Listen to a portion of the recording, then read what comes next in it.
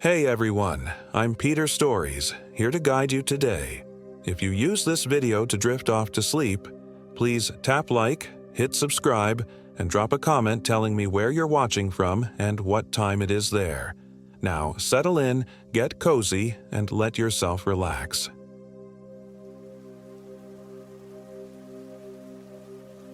My name is Kevin King, and I am 28 years old. This happened in the Cascade Wilderness of Oregon, near the Three Sisters Peaks, in October of last year. I'm writing this down now because the nightmares won't stop, and maybe if I get it all out, the memories will finally leave me alone. But I doubt it. Some things, once seen, can never be unseen. It was supposed to be a simple weekend backpacking trip. Me, my college roommate Brandon Edwards, and our friend from work, Tyler Bailey. We'd been planning it for months. 3 days in the wilderness, away from phones, emails, and the crushing weight of our dead-end jobs in Portland. The Obsidian Trail seemed perfect, remote, challenging, and supposedly spectacular this time of year with the fall colors. Brandon had been going through a rough patch since his divorce finalized. He'd been drinking too much, staying out too late, and showing up to work looking like he'd slept in his car. This trip was supposed to help him clear his head. Tyler, ever the optimist, kept saying the fresh air would reset us all. I just wanted to get away from the city for a while.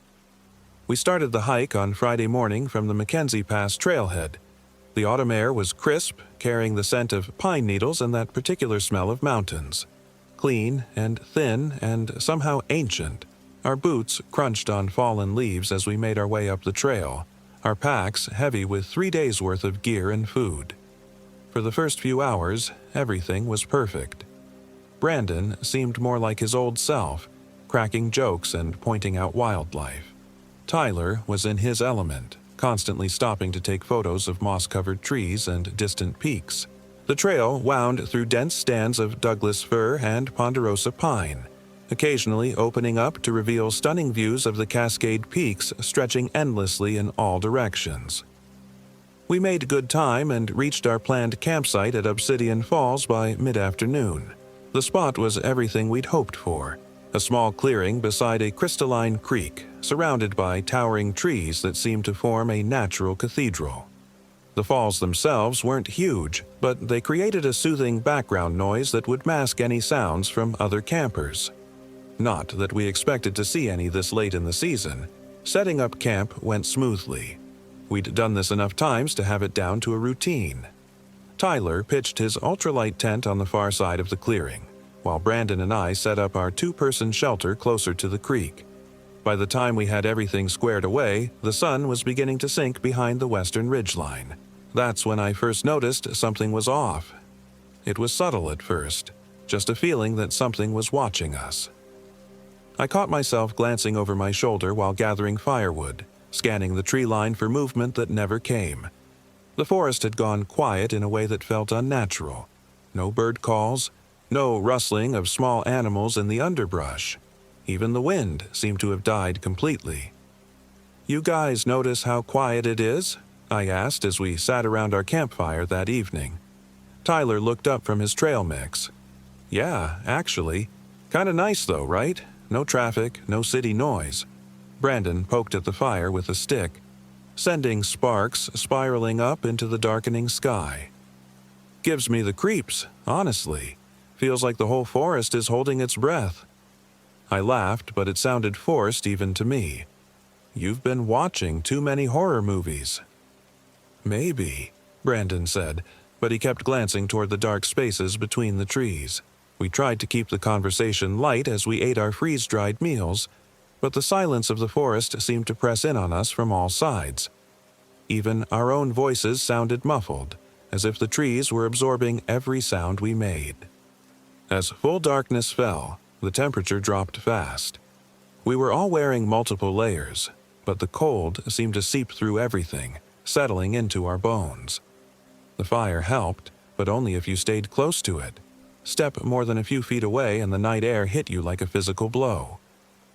"Christ, it's cold," Tyler muttered, pulling his beanie down over his ears. Weather report said it would be in the 40s. I checked my phone. No signal. As expected. but the temperature reading showed 32 degrees. Might get some frost tonight. Brandon had been unusually quiet during dinner, staring into the flames with an intensity that made me uncomfortable. "You okay, man?" I asked. He blinked and looked up at me.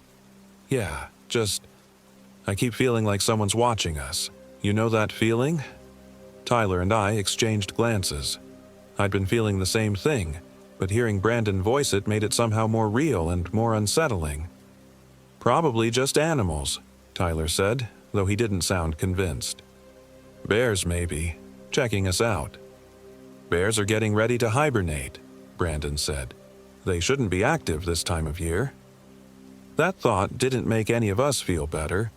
We stayed up later than planned, none of us wanting to be the first to retreat to our tents. The fire crackled and popped, casting dancing shadows that made the tree line seem to shift and move.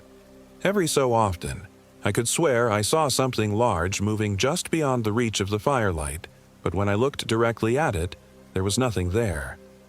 Finally, around 11, Tyler yawned and announced he was calling it a night. Early start tomorrow if we want to make it to the ridge.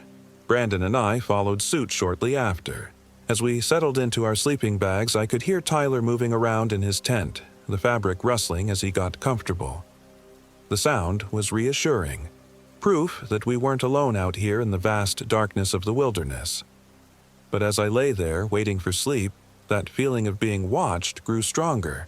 It felt like eyes were boring into the thin nylon walls of our tent, studying us with predatory patience. I told myself it was just my imagination, just the effect of being in an unfamiliar place surrounded by so much wild emptiness. But sleep was a long time coming. I woke to Brandon shaking my shoulder. Pale morning light was filtering through the tent walls and I could hear the creek gurgling nearby. "Tyler's not in his tent," Brandon said, his voice tight with worry. I sat up, instantly alert. "What do you mean?" "I mean, his tent is empty. Sleeping bags there, but he's not." We crawled out of our tent and looked across the clearing. Tyler's tent stood exactly where he'd pitched it the night before, but the front flap was open, swaying slightly in the morning breeze. His boots were still lined up neatly beside the entrance. "Maybe he went to take a piss," I suggested, though even as I said it, I knew it didn't explain the empty boots. Brandon shook his head. I called for him. No answer. We searched the immediate area, calling Tyler's name and listening for any response. The forest seemed to swallow our voices, giving back only silence. There were no obvious tracks in the duff around his tent, no signs of a struggle. It was as if he had simply vanished. "This doesn't make sense," Brandon said, running his hands through his hair. "People don't just disappear." But even as he said it, I could see the fear creeping into his eyes. We both knew the statistics about people who went missing in the wilderness. Most were never found. "We need to think about this logically," I said, trying to keep my voice steady. "Maybe he couldn't sleep and went for a walk. Got turned around in the dark." Brandon looked at me like I was an idiot. In bare feet? In 30-degree weather? I had no answer for that. We spent the next hour expanding our search, moving in widening circles around the campsite. I found myself studying every broken branch, every disturbed patch of earth, looking for some clue about what had happened to our friend. But the forest seemed pristine, untouched. Even our own footprints from the day before had been obscured by fallen leaves. It was Brandon who found the first real sign that something was wrong. He called me over to a spot about 50 yards from Tyler's tent, his voice strange and hollow. "Kevin, you need to see this." I jogged over to where he was standing beside a massive Douglas fir. He was staring up at something carved into the bark about 8 feet off the ground. At first, I couldn't make sense of what I was seeing. It looked like crude symbols or letters gouged deep into the wood. But as my eyes adjusted, I realized what it was. "Help me," carved in shaky, desperate letters. Below that, in Tyler's unmistakable handwriting, TB. The cuts were fresh. Sap was still oozing from the wounds in the bark. Jesus Christ, I whispered. Brandon was already pulling out his phone. "No signal," he said, checking the screen. "We need to get back to the trailhead. Call for help." But even as he said it, I was studying the carving more closely. Something about it didn't sit right with me. The height, for one thing. Tyler was barely 5'6". Even jumping, he couldn't have reached that high. And the handwriting, while similar to his, seemed somehow off. Too shaky, too desperate. "Brandon," I said slowly, "how did he get up there to carve this?" Brandon followed my gaze up to the message, and I saw his face go pale. "I don't know. Maybe he climbed." But there were no obvious handholds on the smooth bark. No way Tyler could have pulled himself up that high. And if he had somehow managed it, where was he now? We broke camp in record time, stuffing gear into our packs with shaking hands. The forest around us felt hostile now, full of watching eyes and hidden threats. Every crack of a branch, every whisper of wind through the trees made us jump and spin around. As we shouldered our packs, I took one last look at Tyler's tent. That's when I noticed something that made my blood run cold. There, in the soft earth just inside the tent entrance, was a footprint. But it wasn't Tyler's. It was massive, easily size 15 or 16, and the shape was wrong. Too wide with what looked like claw marks at the tips where toes should be. The print was pressed deep into the ground, as if whatever made it was incredibly heavy. "Brandon," I called, but my voice came out as barely a whisper. He turned and saw where I was pointing. For a moment, we both just stared at the impossible footprint. Then Brandon grabbed my arm and pulled me toward the trail. "We're leaving. Now." We hiked fast, pushing ourselves harder than we ever had before. The trail, that had seemed so pleasant the day before, now felt like a gauntlet. Every shadow could hide a threat. Every sound could signal danger. My pack felt like it weighed 100 pounds, but I didn't dare slow down. About 2 miles from our campsite, we heard it for the first time. It started as a low humming sound, almost below the threshold of hearing. I thought at first it might be insects, or maybe distant machinery. But as we continued hiking, the sound grew louder and more distinct. It was coming from somewhere ahead of us on the trail. "Do you hear that?" Brandon asked, stopping so suddenly I almost ran into him. I nodded, straining to identify the source. It sounded almost like singing, but not quite human. The melody was wrong, full of intervals and harmonies that hurt to listen to. As we stood there, frozen with indecision, the singing stopped abruptly. The silence that followed was somehow worse than the strange music had been. Then Tyler stepped out of the trees ahead of us. "There you are," he called, waving and smiling. "I've been looking for you guys everywhere." My relief was so intense I almost collapsed. "Tyler, thank God. Where the hell have you been?" But as he walked toward us, something nagged at me. His smile was too wide, too persistent, and his eyes seemed flat and lifeless, like painted stones. "I got lost last night," he said, still grinning that unsettling grin. "Went for a walk and couldn't find my way back to camp. I've been wandering around all morning." Brandon stepped closer to him. "Jesus, man, we were terrified. We found your message carved in that tree." Tyler's expression didn't change, but he tilted his head slightly to one side. "Message?" "The carving," I said. "Help me. Your initials." For just a moment, Tyler's smile faltered. Something flickered behind his eyes. Confusion or maybe fear. But then the grin returned, wider than ever. "I don't know what you're talking about," he said. "I never carved anything." I studied his hands. They were clean.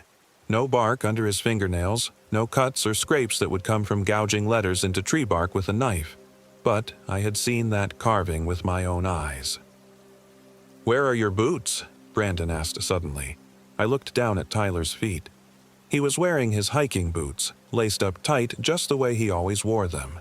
But I distinctly remembered seeing those same boots lined up outside his empty tent that morning. "What do you mean?" Tyler asked, and his voice sounded different now. Flatter, less inflected. "Never mind," Brandon said quickly, but I could see the fear in his eyes. "Let's just get out of here." Tyler nodded enthusiastically. "Great idea. I know a shortcut back to the parking lot." He turned and started walking back the way we had come toward our abandoned campsite. Brandon and I exchanged glances.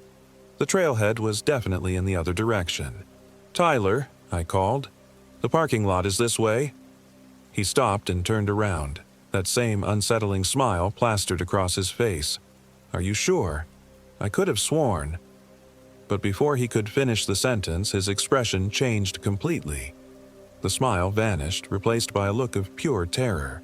His eyes focused on something behind us, and his mouth opened in a silent scream.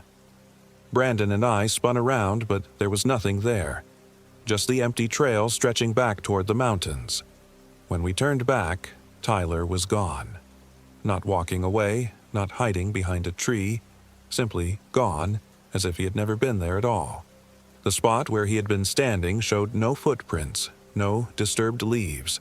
It was as if we had been talking to empty air.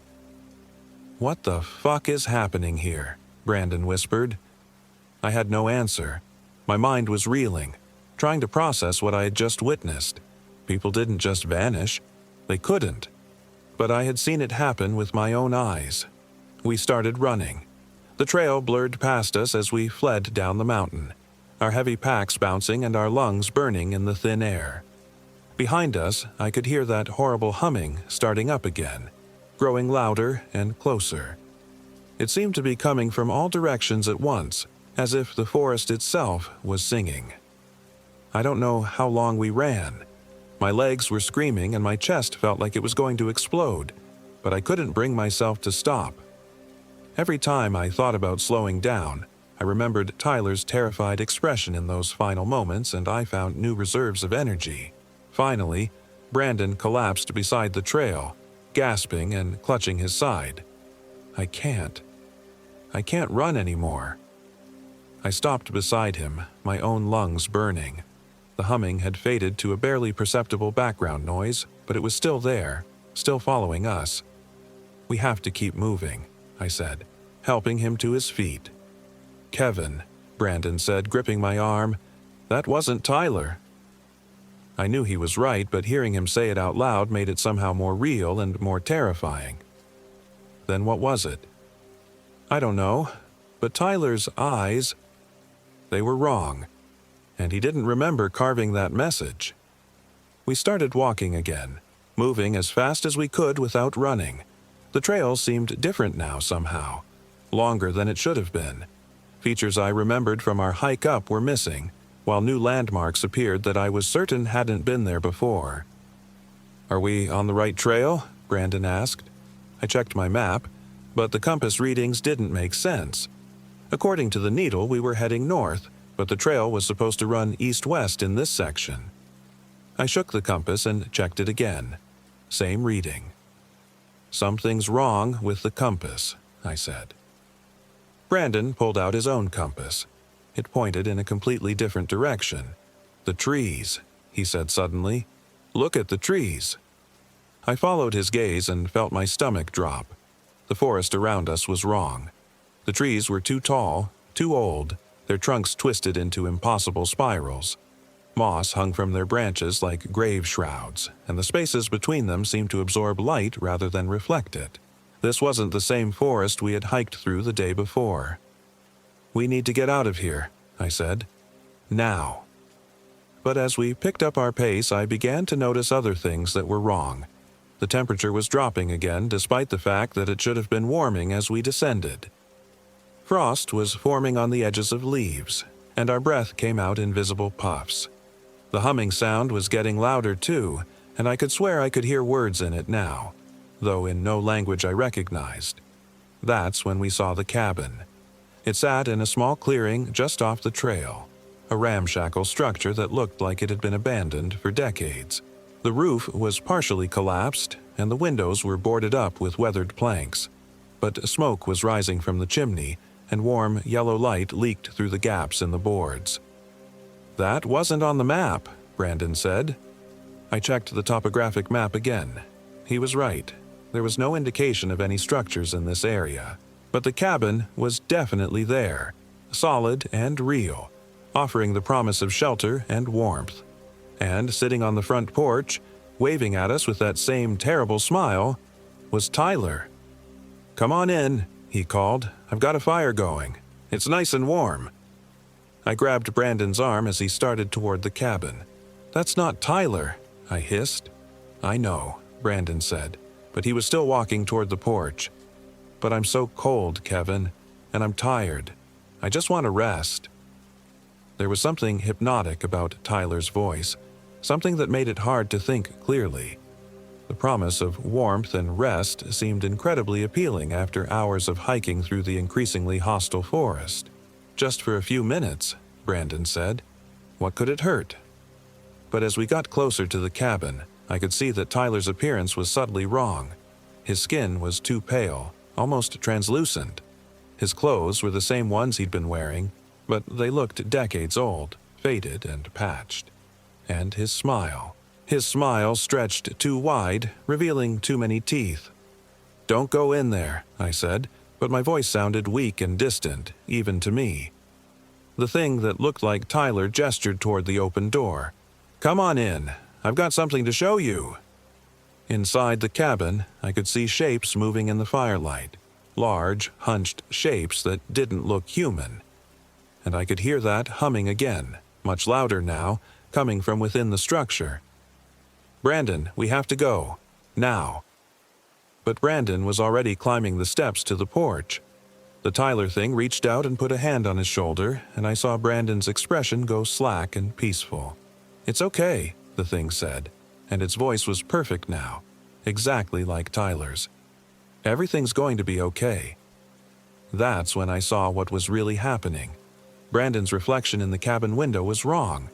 Instead of showing him standing on the porch, it showed him inside the cabin, sitting by the fire with those hunched, inhuman shapes. His mouth was open in a silent scream, and his eyes were wide with terror. I lunged forward and grabbed Brandon's pack, yanking him backward off the porch. He fought me, clawing at my hands and trying to get back to the cabin, but I held on tight and dragged him away from the structure. "Let me go," he screamed. "I need to go inside. I need to be warm." But as soon as we were about 20 feet from the cabin, the spell seemed to break. Brandon stopped struggling and looked around in confusion. "What? Where are we?" he asked. I turned back to show him the cabin, but it was gone. The clearing was empty except for a ring of blackened stones that might once have been a fire pit. There was no sign that any structure had ever stood there. "We have to get out of these mountains," I said. "Right now." We didn't speak much after that. The trail continued to shift and change around us, sometimes looking familiar, sometimes like nothing we had ever seen before. The compass readings were meaningless, and the map might as well have been blank paper. We were completely lost, but we kept walking, driven by a desperate need to get away from whatever was hunting us in these woods. The humming followed us, sometimes close, sometimes distant, but never completely absent. And every so often, we would catch glimpses of Tyler through the trees, always watching, always smiling that horrible smile.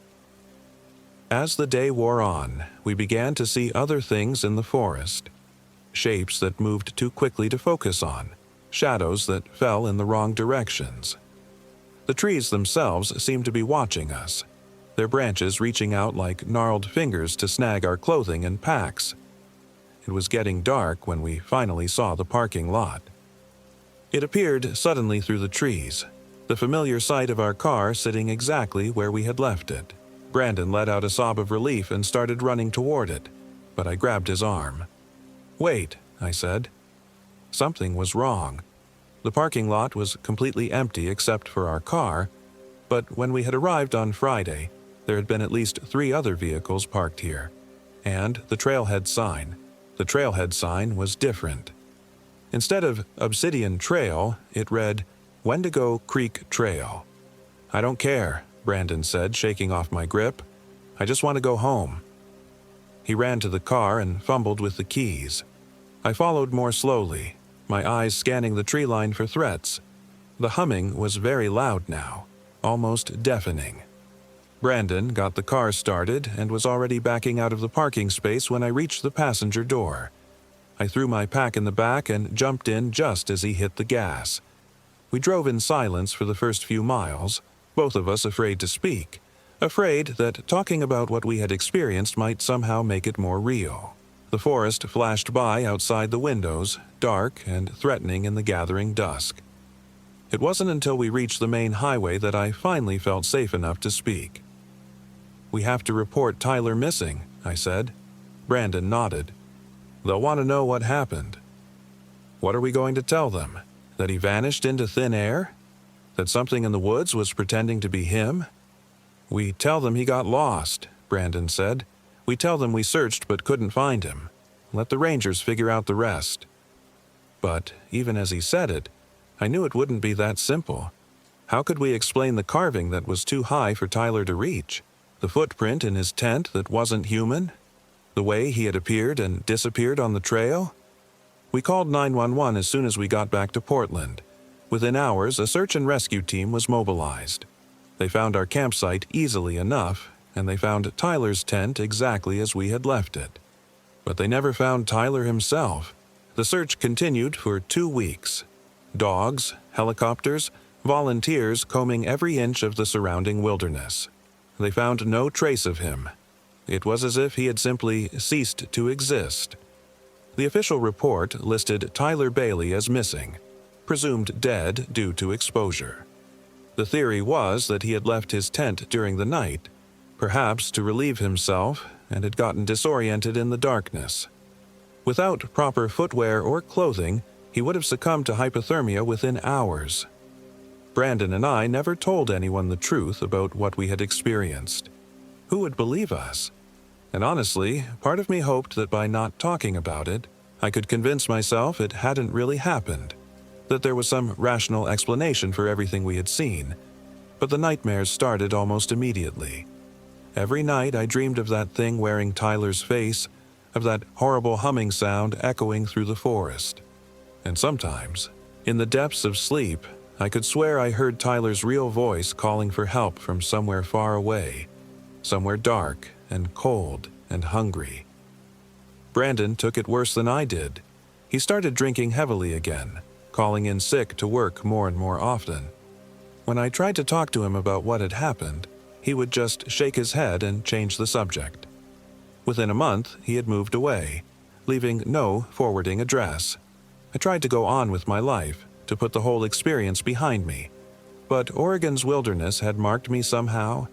Every time I saw a forest on TV or in a movie, I would feel that familiar chill of being watched.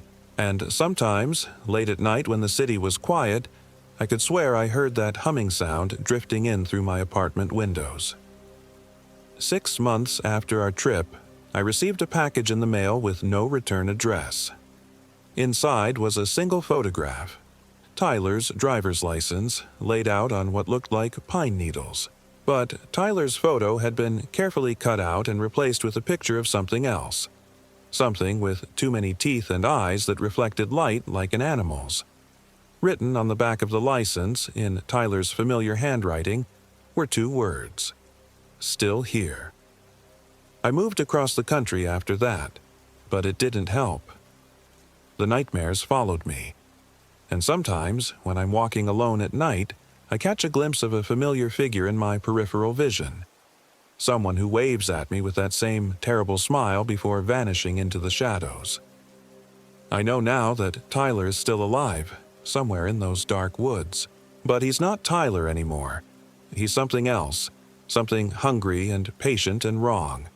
And I know that someday it's going to come looking for the ones who got away. That's why I'm writing this down. Not because I think it will help, but because people need to know. The wilderness isn't empty. There are things in the deep woods that are older and hungrier than we can imagine. And sometimes when they're very hungry, they take people. They wear their faces and speak with their voices and pretend to be human. If you're planning a trip to the Cascade Wilderness, don't go. And if you do go, and you see someone you know acting strangely, someone who smiles too much and never blinks. Don't follow them. Don't listen to them. And whatever you do, don't let them touch you. Run. Run as fast and as far as you can, and don't look back. Because once they have your scent, they never stop hunting. I can hear the humming again tonight, drifting in through my locked windows and sealed doors. It's getting closer. After all this time, I think it's finally found me. The thing that wears Tyler's face is coming home.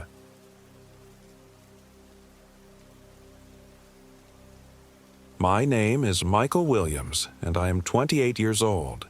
This happened in the Cascade Wilderness of Oregon, near Three Sisters Peaks, in October of last year. I keep telling myself I should forget what happened up there, that I should let the official report stand. 4 friends went camping, 3 came back. 1 had an accident. Case closed. But the nightmares won't stop, and every time I close my eyes I see Brandon's face. Not the Brandon I'd known since college, but what he became in those final hours. What wore his skin like an ill-fitting coat. The plan had been simple enough. A weekend getaway to celebrate landing our new jobs at the architecture firm downtown. Me, Brandon Edwards, Tyler Bailey, and Kevin King. 4 guys who'd stuck together through college and somehow all ended up in Portland. We'd been talking about this trip for months, about getting away from the city and reconnecting with nature, about becoming real men again, as Tyler put it with his usual sarcasm. I'd picked the location.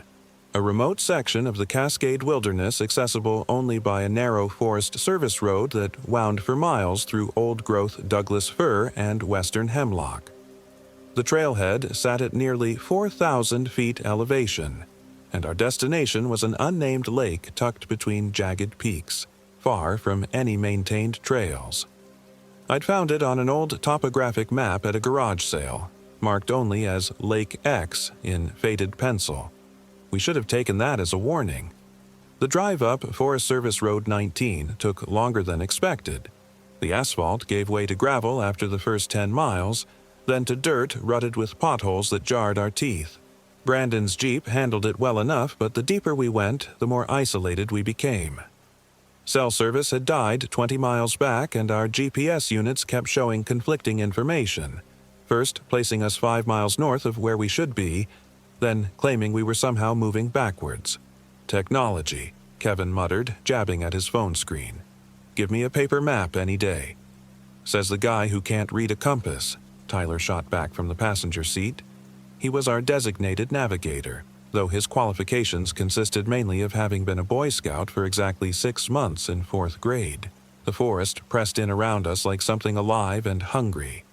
These weren't the managed forests you saw closer to civilization. These trees were ancient, their trunks easily 6 feet across, their canopy so thick it turned afternoon into premature twilight. Moss hung from every branch like funeral shrouds, and the understory was choked with fallen logs and twisted roots that seemed to reach toward the road.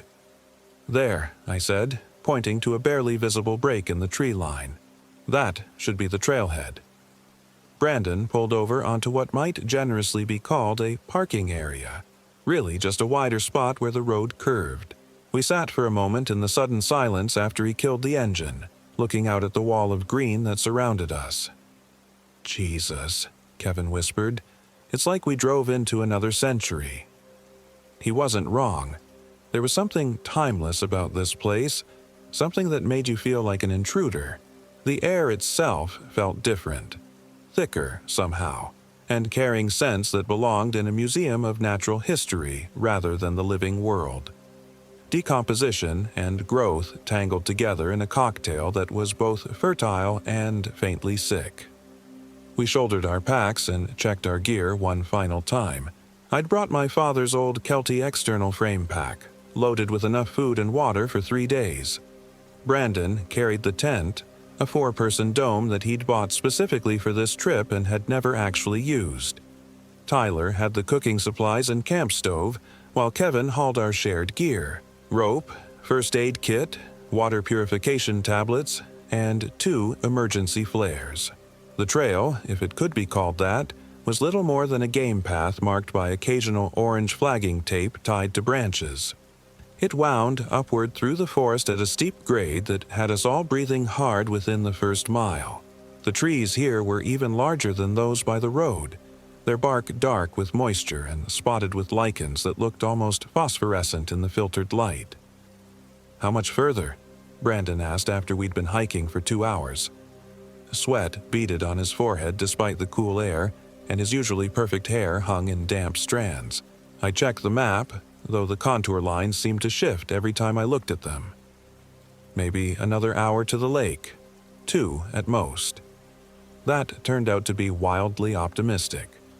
The trail disappeared entirely after another mile, leaving us to navigate by compass and instinct through a landscape that seemed designed to confuse. Every ridge looked the same. Every valley opened into identical groves of massive trees. We backtracked twice when the terrain became impassable, and by the time we finally crested the ridge above our destination, the sun was already touching the western peaks. The lake spread below us like a black mirror, its surface so still it might have been obsidian. It was larger than I'd expected, maybe half a mile across, and perfectly round, as if someone had taken a giant cookie cutter to the landscape. The far shore disappeared into shadow beneath towering cliffs that rose straight up for what looked like 1,000 feet. There was no visible outlet, no stream feeding in or out, just that perfect circle of dark water surrounded by walls of stone and forest. "Well," Tyler said, breathing hard, "at least we won't have to worry about crowds." We picked our way down to the shore as shadows lengthened across the water. The lake had no beach to speak of, just a narrow strip of coarse sand littered with bleached logs and stones worn smooth by countless seasons of freeze and thaw. We set up camp about 50 yards back from the water's edge, in a small clearing where someone had obviously camped before. The fire ring was still there, filled with ancient ash and charcoal. As we worked to set up the tent and organize our gear, I became aware of how quiet it was. Not the comfortable quiet of a peaceful evening, but an absolute silence that felt almost aggressive. No bird calls, no rustle of small animals in the underbrush, no insects humming. Even our voices seemed muffled, as if the air itself was reluctant to carry sound. "Anyone else notice how dead quiet it is?" Kevin asked, echoing my thoughts. He was kneeling beside the fire ring, arranging kindling with the methodical precision that had made him our group's designated fire builder.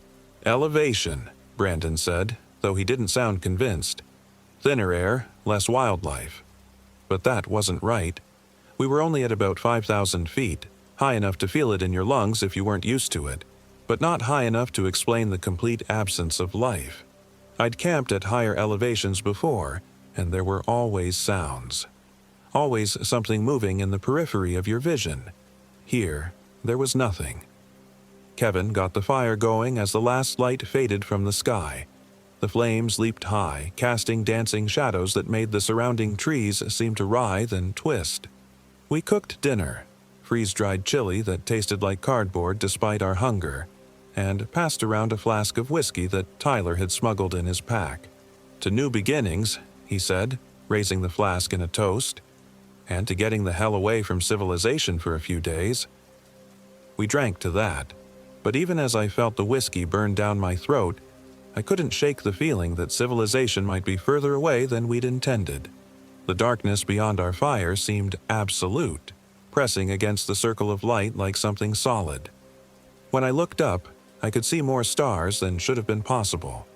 The Milky Way stretched across the sky like a glowing river, and constellations I'd never noticed before burned with painful brightness. "Anyone else feel like we're being watched?" Brandon asked quietly. I wanted to tell him he was being paranoid, but I'd been fighting the same feelings since we'd made camp. It wasn't anything I could point to.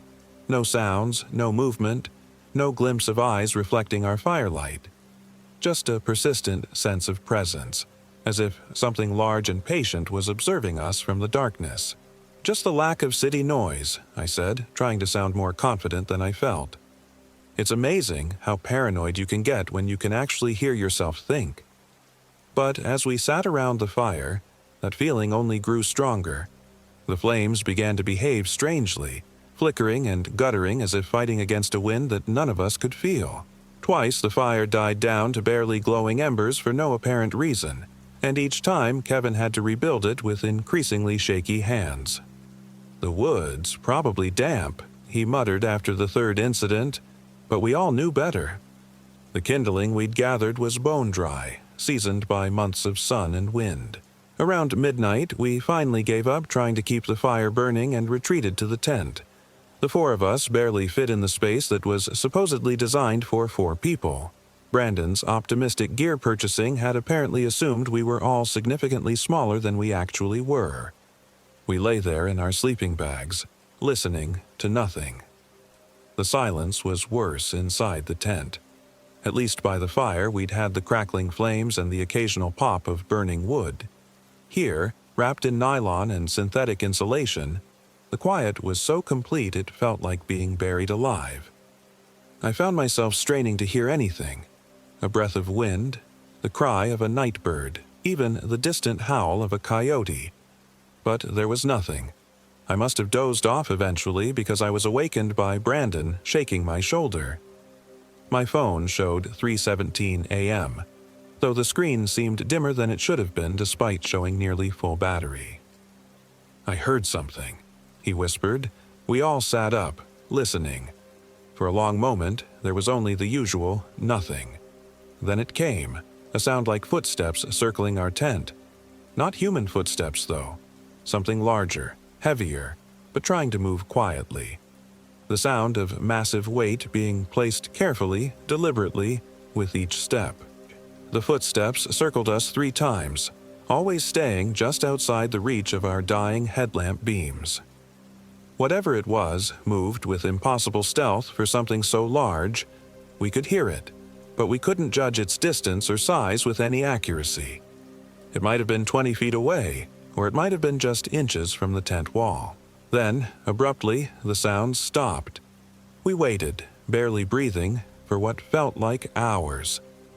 Finally, Tyler worked up the courage to unzip the tent flap and peer outside with his flashlight. The beam revealed nothing but empty forest and the dark mirror of the lake. "Probably just a bear," he said, but his voice cracked on the word bear. None of us got much sleep after that. We took turns keeping watch, though there was never anything to see. Just that endless, oppressive darkness and the feeling of being studied by something that had all the time in the world.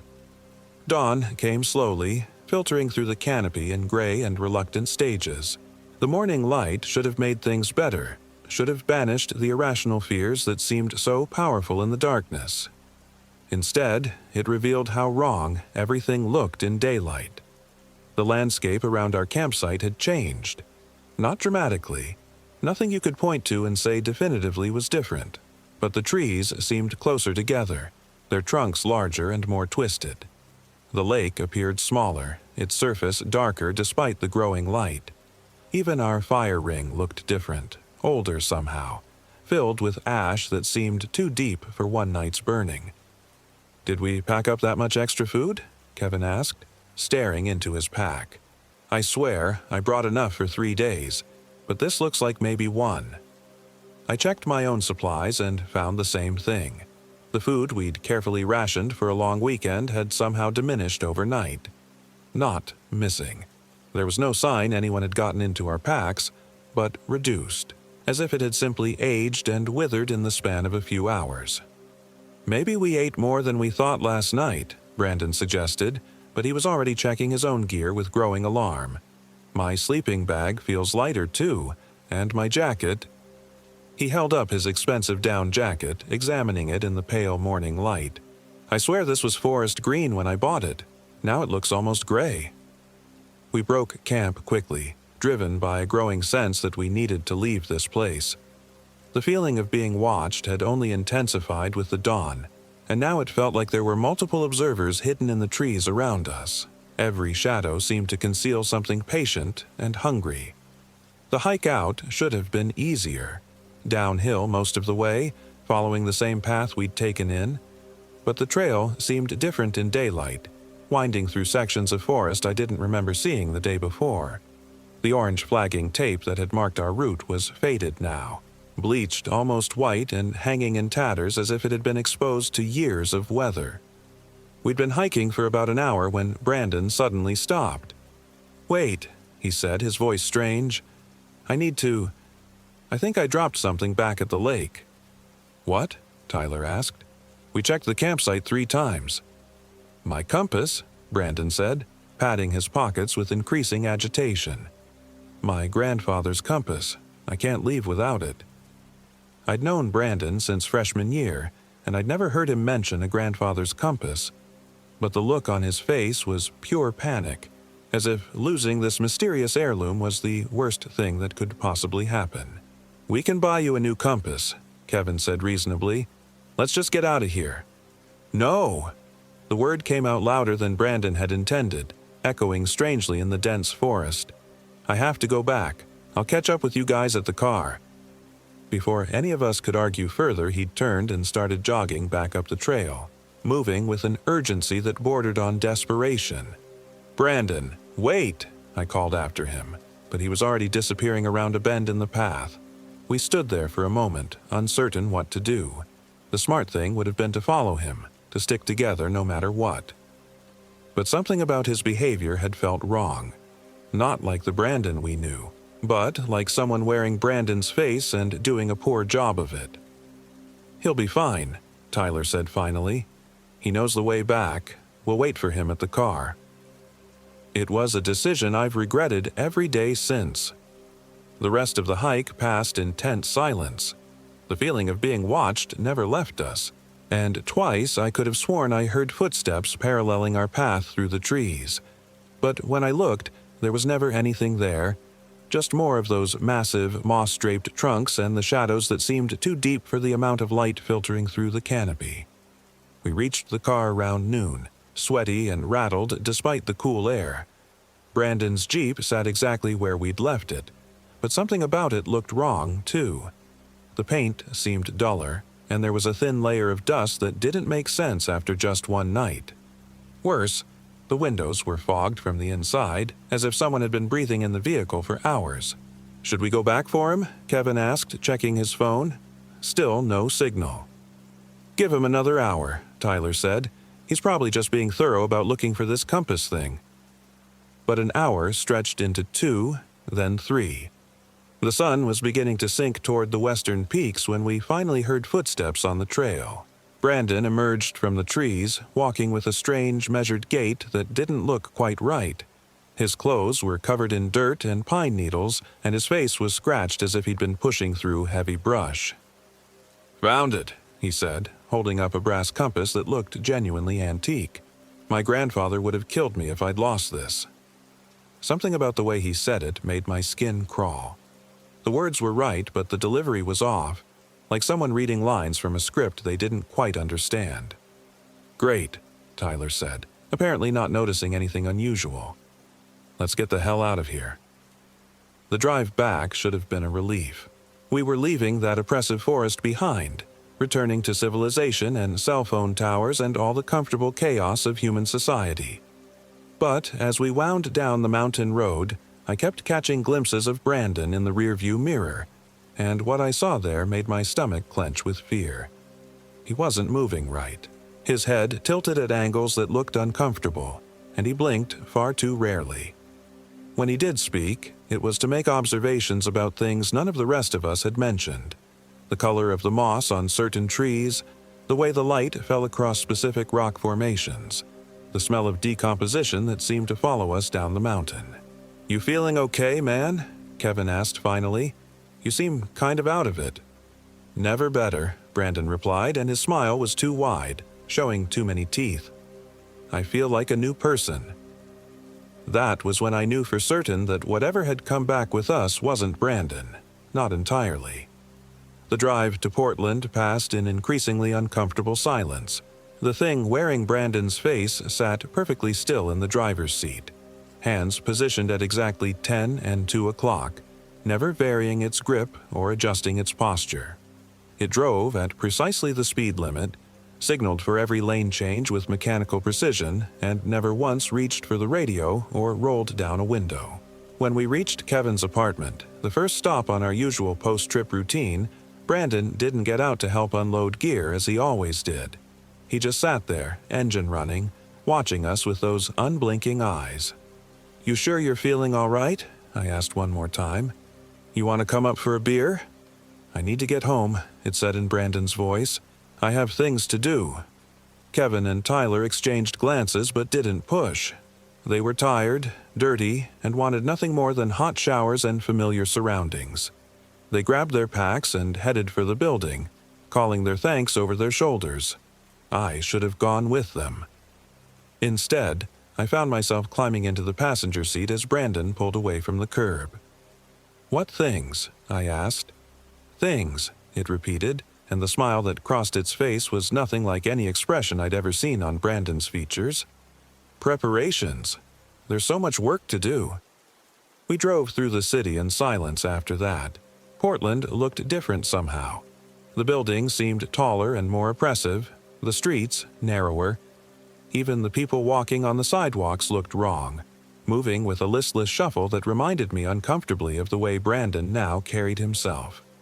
He dropped me off at my apartment building without another word. I watched from my third-floor window as his Jeep disappeared around the corner, red taillights fading into the growing dusk. I tried calling him 3 times that evening, but the calls went straight to voicemail. His outgoing message was still in his own voice, still carried the warmth and humor I remembered, but somehow that made it worse, like a recording of a dead man. I didn't see him for a week after that. None of us did. He didn't show up for work on Monday, and when Tyler called the architectural firm, they said Brandon had submitted his resignation by email over the weekend, effective immediately. "That doesn't make sense," Tyler said when he called to tell me. He was excited about that job.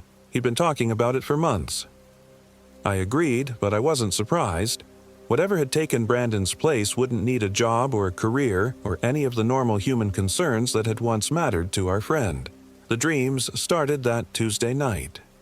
I would find myself back at the lake, standing at the edge of that black water while something enormous moved beneath the surface. In the dreams, I could see Brandon standing on the far shore, but he was wrong, stretched and distorted, too tall and too thin, with arms that hung past his knees and fingers that ended in points. He would wave at me across the water, and his mouth would move as if he were calling my name, but no sound would reach me. Just that terrible silence that had surrounded us in the forest, thick and hungry and alive. I woke from these dreams gasping, my sheets soaked in cold sweat and my heart hammering against my ribs. And each time, I had the distinct feeling that something had been standing beside my bed while I slept, watching me with patient interest. It was Kevin who saw him first, the following Friday. He called me at work, his voice tight with barely controlled panic. "I saw Brandon," he said without preamble, "at the grocery store on Hawthorne. Michael, something's really wrong with him." "What do you mean?" "He was just standing in the produce section, not moving, not shopping, just standing there." I called his name, and when he turned around, Kevin's voice broke. His eyes, man, they were completely black. Not just the pupils, the whole eye, like someone had filled them with ink. I felt ice water flood my veins. Did he say anything? He smiled at me. That's all. Just smiled and walked away. But Michael, I swear to God, when he moved, his feet didn't make any sound. Not on the linoleum, not anywhere. It was like he was floating an inch off the ground. I left work early that day and drove to Brandon's apartment complex in the Alberta district. His building was a converted warehouse with thin walls and single-pane windows that made every sound echo through the structure.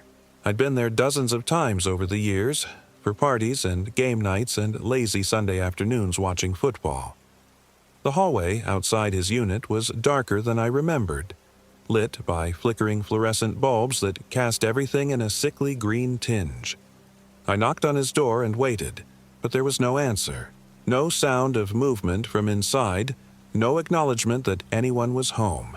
But I could smell something through the gap under the door, a sweet, cloying odor that reminded me of meat left too long in the sun. And underneath that, something else. something that smelled like the deep forest, like moss and decomposition and things that should have been buried long ago. I used the spare key I knew he kept under the loose carpet in the hallway. The lock turned easily, but the door seemed heavier than it should have been, as if the air pressure inside was different from the hallway. The apartment was dark despite the afternoon sunlight streaming through the windows. The darkness seemed to absorb the light, leaving only patches of gray visibility separated by pools of impenetrable shadow. The furniture was still there. Brandon's expensive leather couch, his flat-screen TV, his collection of architectural books and vintage posters. But everything was covered in a thin layer of something that looked like dust but felt organic when I brushed it with my fingers. The smell was stronger inside, almost overpowering. Sweet rot and forest floor and something else. Something that made my reptilian brain scream warnings about predators and caves and places where things went to die. I found him in the bedroom. Brandon sat on the edge of his bed, perfectly still, staring at the wall with those black, lightless eyes Kevin had described. He'd lost weight since our camping trip, maybe 30 pounds, and his skin had taken on a grayish pallor that made him look like a corpse that had been dead for days. His hair, once thick and carefully styled, hung in lank strands around a face that had become gaunt and angular. But worse than any of those changes was the way he sat. Completely motionless, hands resting on his knees, back straight as a board. He didn't blink, didn't breathe that I could see, didn't acknowledge my presence in any way. Just sat there like a broken mannequin, staring at nothing. "Brandon," I whispered. His head turned toward me with a motion so smooth and deliberate it made my teeth ache. When those black eyes focused on my face, I felt something fundamental inside me recoil in terror. "Michael," he said, and his voice was different, deeper, with harmonics that seemed to resonate in my bones. "I was wondering when you'd come. What happened to you up there?" The thing wearing Brandon's face tilted its head, considering the question with an alien patience that made my skin crawl. "I found what I was looking for," it said finally, "and it found me. The compass." It laughed, and the sound was like wind through a graveyard. "There was no compass, Michael. There was only hunger and the need to feed, and the understanding that some hungers are older than human memory." I wanted to run. Every instinct I possessed was screaming at me to get out of that apartment, to put as much distance as possible between myself and the thing that had once been my friend. But I couldn't move. Those black eyes held me frozen, pinned like an insect in amber. "What are you?" I managed to ask. "I am what waits in the deep places," it said. "What watches from the shadows between the trees. What feeds on the warmth and life and hope that humans carry like lanterns in the dark." It stood up with that same unnaturally smooth motion, and I could see that it was taller than Brandon had ever been. Stretched out, elongated, as if someone had taken a photograph and pulled it vertically. "Your friend invited me in, Michael, welcomed me. And now I wear his shape while he screams in the darkness behind my eyes." The paralysis broke, and I ran. Behind me, I heard laughter that wasn't quite human, following me down the hallway and out into the weak afternoon sunlight. I didn't stop running until I reached my car, and even then my hands shook so badly I could barely get the key in the ignition. I called Tyler from the parking lot, told him everything I'd seen and heard. He listened in silence, and when I finished, there was a long pause before he spoke. "Michael," he said finally, "I need to tell you something. Kevin's missing. His girlfriend called me this morning. He never came home last night." The ice water feeling returned, spreading through my chest like a physical weight. "Since when?" "Since yesterday evening.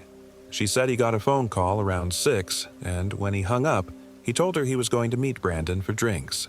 She hasn't heard from him since." I drove to Kevin's apartment with Tyler, both of us knowing what we were going to find but hoping desperately that we were wrong. Kevin's girlfriend Sarah met us at the door with red-rimmed eyes and hands that wouldn't stop shaking. "The police won't do anything for another 24 hours, she said. They think he's just out on a bender, but Kevin doesn't drink like that. He would have called. We searched Kevin's place but found no clues, no indication of where he might have gone. His wallet and keys were missing, but his laptop and phone charger were still there. Sarah said he'd seemed agitated after the phone call, kept muttering something about taking care of things and making it right. Tyler and I looked at each other, and I could see the same terrible understanding in his eyes that was growing in my own mind. Whatever had taken Brandon was collecting the rest of us, one by one. We found Kevin 2 days later. A jogger discovered his body in Forest Park, in a section of old-growth timber that was supposedly off-limits to the public. He was hanging from a Douglas fir, 30 feet above the ground, suspended by climbing rope that someone had woven through the branches in an intricate pattern that hurt to look at directly.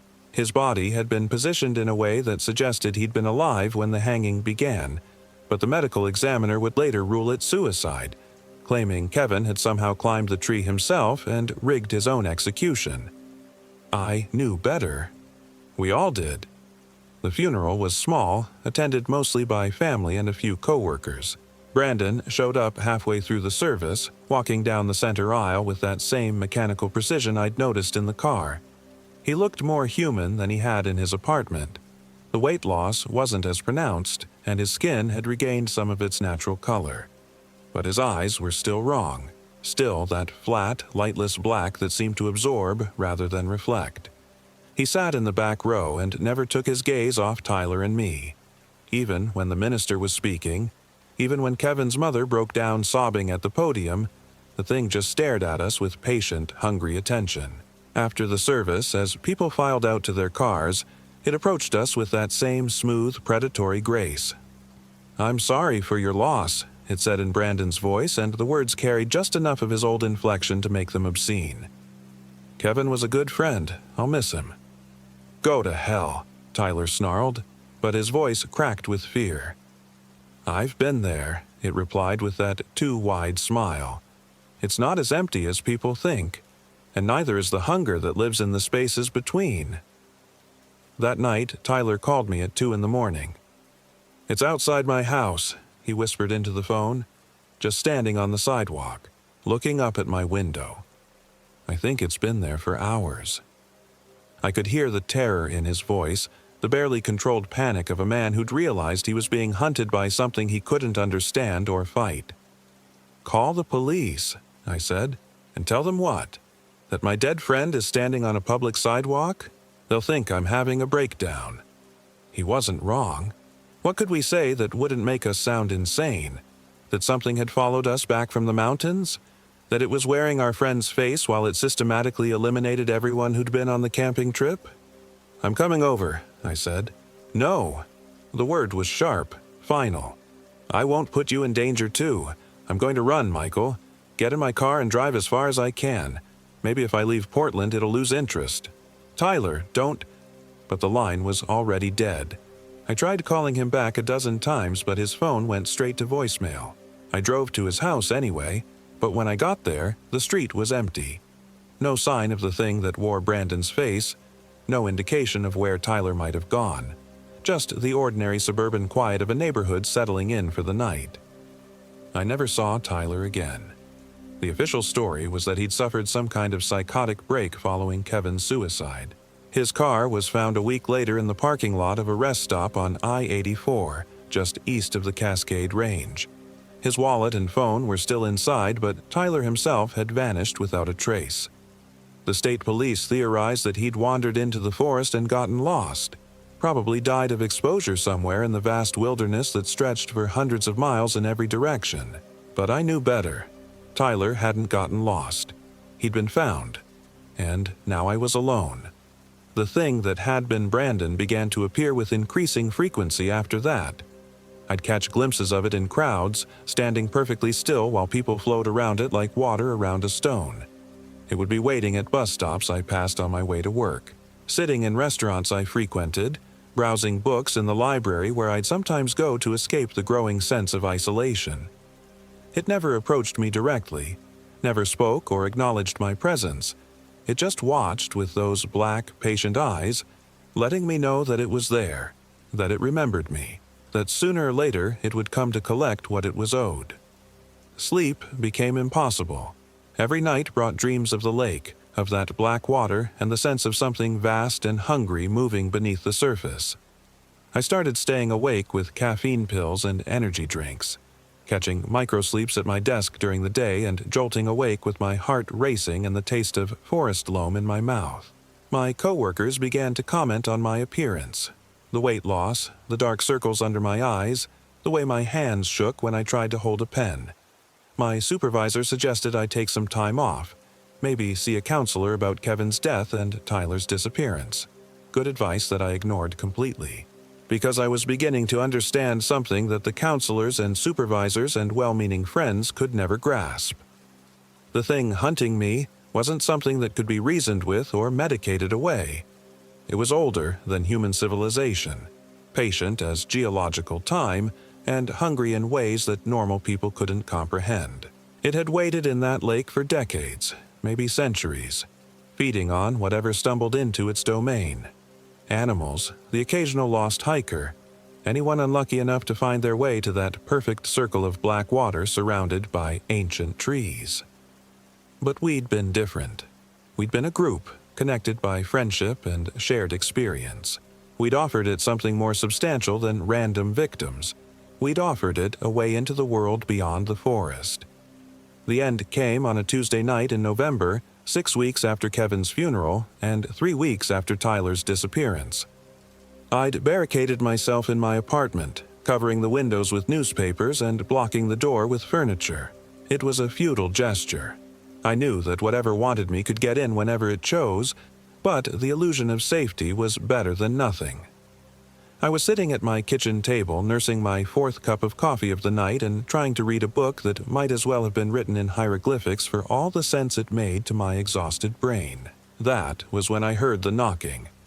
Not at the door, not at the windows. From inside the walls themselves, a steady rhythm that seemed to come from every direction at once. Knock, knock, knock. Like someone trapped in the space between the drywall, slowly, patiently, asking to be let out. The knocking continued for maybe 10 minutes, then stopped abruptly. In the silence that followed, I heard something else. Footsteps in the hallway outside my apartment. The same heavy, deliberate steps I'd heard circling our tent that first night. Something large and patient, moving with predatory grace. When the knocking came at my door, I almost laughed with relief. At least now I knew where it was. "Hello, Michael," said Brandon's voice through the door. "I think it's time we talked." I didn't answer, didn't move from my chair. There was no point in pretending I wasn't home, no point in hoping it would go away if I stayed quiet enough. "I know you're frightened," it continued, and there was something like sympathy in the tone. "That's natural. Prey animals are always frightened when they realize they're being hunted. But this doesn't have to be unpleasant. Your friends fought, and that made things messy. You're smarter than they were." The lock turned with a soft click, despite the fact that I'd never given it a key. The door opened slowly, revealing the thing that wore Brandon's face. It looked almost normal now. The right height, the right weight, skin tone healthy and natural. But the eyes were still wrong. Still those bottomless black pools that reflected nothing. "Much better," it said, stepping into my apartment and closing the door behind it. "I've been practicing, you see, learning to wear this shape more convincingly. Your friend has been educational." "Is he still in there?" I asked, surprised by how steady my voice sounded. "Brandon, I mean. Is he still alive?" It tilted its head, considering the question with that alien patience. "In a sense. His memories are useful, his knowledge of human behavior invaluable. But consciousness, personality, the things that made him uniquely himself." It shrugged. "Those are luxuries I can't afford to maintain. They take up too much space. What do you want?" "What I've always wanted," it said, moving closer with that smooth, predatory grace. "To feed, to grow, to spread beyond this single vessel into something larger and more capable." It stopped just out of arm's reach, studying me with those lightless eyes. "You're the last, Michael. The final thread connecting me to that place in the mountains. Once you're gone, I'll be truly free to explore this fascinating world you humans have built." I thought about running, but there was nowhere to go.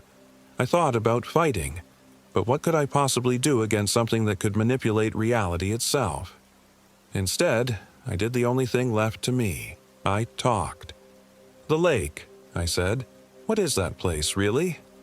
"A doorway," it replied, seeming pleased by my interest. "A thin place where the boundaries between worlds grow weak. Your people have words for such places: ley lines, vortexes, power spots. But words can't capture what they truly are. They're wounds in the skin of reality, openings through which older hungers can enter and feed." "How long have you been waiting there?" "Time is different in the deep places," it said. "Longer than your civilization has existed. Long enough to watch the ice advance and retreat, to see the forests grow and die and grow again. Long enough to learn patience beyond human comprehension." As it spoke, I noticed something strange happening to the light in my apartment. The shadows were growing deeper, more substantial, stretching across the walls and ceiling in patterns that hurt to look at directly. The air itself seemed to be thickening, taking on the same oppressive quality I remembered from the forest. "You're bringing it here," I realized. "That place. You're making my apartment into another doorway." "Very good," it said with genuine approval. "Intelligence was always your strongest quality, Michael. Yes, I'm expanding the boundaries of that sacred space, making it easier for others of my kind to cross over. Your friend's body is an excellent vessel, but there are so many more waiting in the dark between worlds, so many more hungers that need feeding." The shadows were moving now, writhing across the surfaces of my apartment like living things.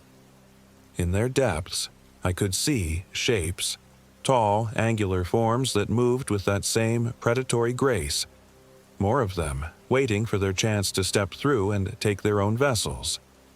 "Why us?" I asked, desperate to keep it talking, to delay whatever was coming next. "Why our group specifically?" "You offered yourselves," it said simply, "by going to that place, by camping beside that water, by inviting contact with forces beyond your understanding. And more importantly, you were connected. Friendship, shared experiences, emotional bonds. These things create pathways that entities like myself can follow.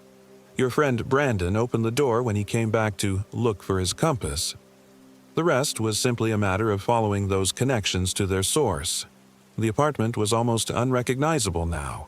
The walls had taken on the gray-green color of old moss, and the ceiling seemed to stretch upward into darkness that had no end. The shadows were full of movement, shapes that might have been trees or might have been enormous limbs reaching down from somewhere far above. "It's time, Michael," the thing said, and when it smiled I could see that Brandon's teeth had been replaced by something sharper, more pointed. "Time to join your friends in the space between sleeping and waking, between life and the hungers that feed on life." It reached for me with hands that were no longer quite human, fingers too long and ending in points that gleamed like polished bone. But as it touched my shoulder, something unexpected happened. The brass compass Brandon had claimed to find fell from its pocket, clattering onto the floor between us. And in that moment, I felt something that might have been hope, because I recognized that compass, not from Brandon's imaginary grandfather, but from my own childhood. It had belonged to my father, had been sitting on my dresser at home for the past 15 years since his death. The thing had taken it somehow, had incorporated it into its deception, but it had made a mistake. The compass was pointing west, toward the mountains, toward that lake where all of this had started, and more importantly, it was pointing away from the shadows that were reaching down from my transformed ceiling. I grabbed the compass and ran. Behind me, the thing wearing Brandon's face let out a sound that was part laughter and part the cry of something that had never been human. The shadows reached for me as I bolted for the door, but I was already moving, already following the compass needle toward whatever salvation might be waiting. The hallway was the same gray-green color as my apartment now, but the compass kept pointing steadily west, and I followed it down the stairs and out into the night. Behind me, I could hear the building groaning and shifting, taking on new and impossible geometries as more of them crossed over. I ran through Portland's empty streets, following the compass needle as it led me out of the city and onto highways that shouldn't have existed.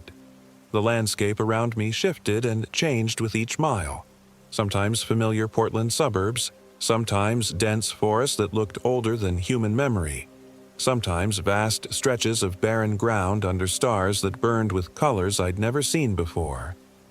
But the compass never wavered, always pointing west, always leading me back toward the source of all this darkness. I don't know how long I ran or how many miles I covered. Time worked differently in that space between worlds, stretching and contracting like something alive. Sometimes the sun would be rising in the east, sometimes setting in the west, sometimes absent entirely from a sky lit only by that alien constellation. But eventually, I found myself back at the lake. It looked different in the strange light of that other world. The water was no longer black, but luminescent, glowing with the same sick green radiance as the moss-covered trees. And rising from its center was something I hadn't seen before. A massive structure that might have been a temple or might have been the skeleton of some unimaginably large creature.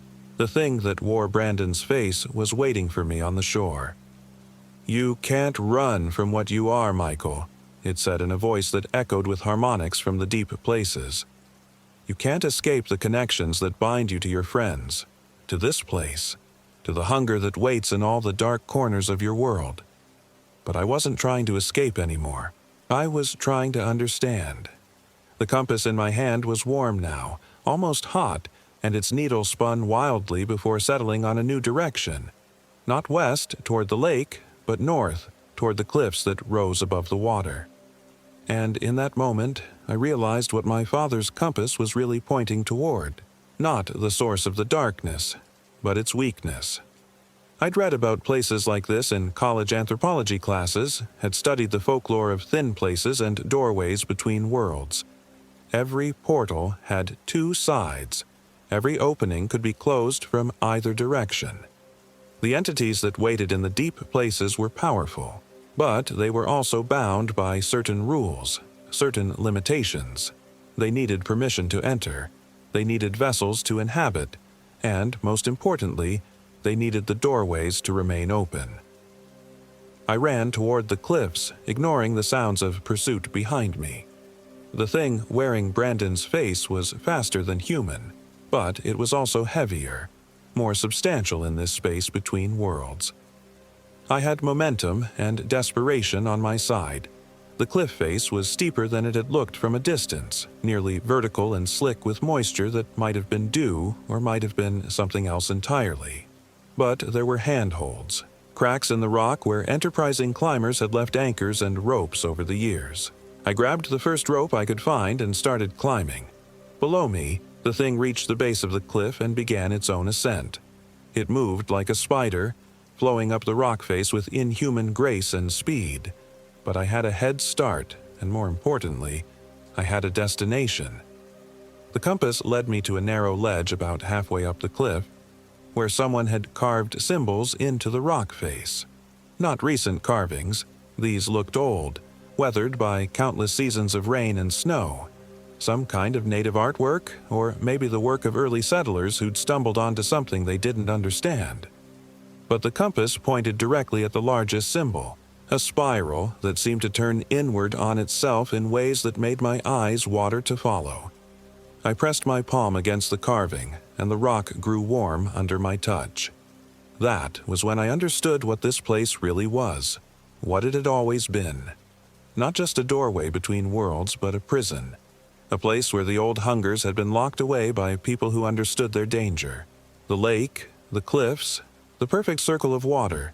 It was all part of an enormous containment system designed to keep things like this from spreading into the wider world. And we disrupted it. By camping beside the water, by offering ourselves as vessels, by creating the connections that allowed one of them to break free. But prisons could be repaired. The thing wearing Brandon's face reached the ledge just as I pressed both hands against the spiral carving.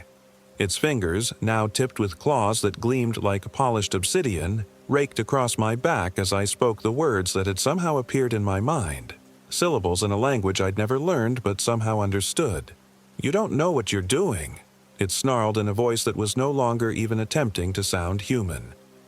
"You can't contain what has already broken free. I am beyond your small human magics now." But it was wrong. The spiral was glowing under my hands, growing brighter as the ancient containment system began to reassert itself. Around the lake, other symbols began to shine with the same warm light, markers that had been invisible in normal light but blazed like beacons in this space between worlds. The thing realized what was happening and tried to pull me away from the cliff face, but it was too late. The prison was reactivating, drawing everything that had escaped back toward its source. I felt the pull myself, a gentle but insistent force that wanted to drag me down into those luminescent waters. But I had something the entity didn't, a choice in the matter. I let go of the cliff. The fall should have killed me, would have killed me, in the normal world. But in this space between realities, other rules applied. I hit the water with barely a splash and sank into its glowing depths, watching as the thing that had worn Brandon's face was drawn inexorably downward with me. Around us, the lake began to change. The luminescence faded, replaced by something deeper and darker. The water grew thick, viscous, pulling us down toward depths that might have been bottomless. And as we sank, I saw them, all the others who had been drawn to this place over the centuries. Hikers and hunters, Native Americans who had stumbled onto something they couldn't escape, early settlers who had vanished without a trace. They were all here, trapped in the space between life and death, serving as eternal guardians of a prison they could never leave. Brandon was here too, the real Brandon, his consciousness preserved, but separate from the thing that had worn his face. I reached for him as we sank, and for just a moment, our eyes met in the dark water. He smiled, the first genuine expression I'd seen from him since that morning at the lake, and mouthed 2 words: "Thank you." Then the darkness closed over us, and I felt my consciousness disperse into something larger, older, more patient than individual thought. I became part of the prison, part of the guardians who watched from the deep places, making sure that the ancient hungers stayed contained. Part of the weight that held the doorway closed against those who would use human vessels to spread their darkness into the world above. Sometimes, when groups of hikers camp beside the lake, I try to warn them, a feeling of unease that sends them packing before they can stay the night, a sense of being watched that makes them choose campsites elsewhere, small influences, gentle nudges toward safety. But sometimes, despite all our efforts, someone stays. Someone who's running from troubles in the normal world, or looking for solitude, or just unlucky enough to find their way to this particular circle of dark water surrounded by ancient trees. When that happens, we rise from the depths to meet them. Not to harm, never to harm, but to offer them the same choice I was given. To explain what this place is, what waits in the darkness between worlds, and what it costs to keep those hungers contained. Most choose to leave. They pack up their gear and hike back down the mountain, and if they remember this place at all, it's a somewhere they'd rather not return to. But a few, like me, understand what's at stake. They see the spiral carved into the cliff face, feel the weight of responsibility that comes with knowledge, and make the choice to stay. To add their will to ours, their consciousness to the collective effort that keeps the prison sealed. It's not a bad existence, really. There's a kind of peace in it, a purpose that's larger than individual wants or fears. We watch over the lake and the forest around it, keeping the balance that protects the world above from hungers it isn't equipped to fight. And sometimes, on clear nights when the stars burn with familiar colors, I think about Tyler and Kevin and the Brandon who had been my friend. They're here too, in their way. Not trapped like the entity that had worn Brandon's skin, but part of the guardian collective that keeps watch over this thin place between worlds. We failed to protect each other when we were alive, but in death, we found a way to protect everyone else. The lake is quiet now, dark and still beneath a canopy of ancient trees. To anyone who might stumble across it, it would look like nothing more than a scenic mountain lake. The kind of place you might want to camp for a night or two to get away from the noise and stress of modern life. If you're ever hiking in the Cascade Wilderness and you come across a perfect circle of dark water surrounded by trees older than human memory, I hope you'll listen to that small voice in the back of your mind. The one that whispers warnings about places where the shadows fall too deep and the silence feels too complete. Some doorways are meant to stay closed. Some hungers are meant to remain forever unfed. And some friendships last longer than life itself.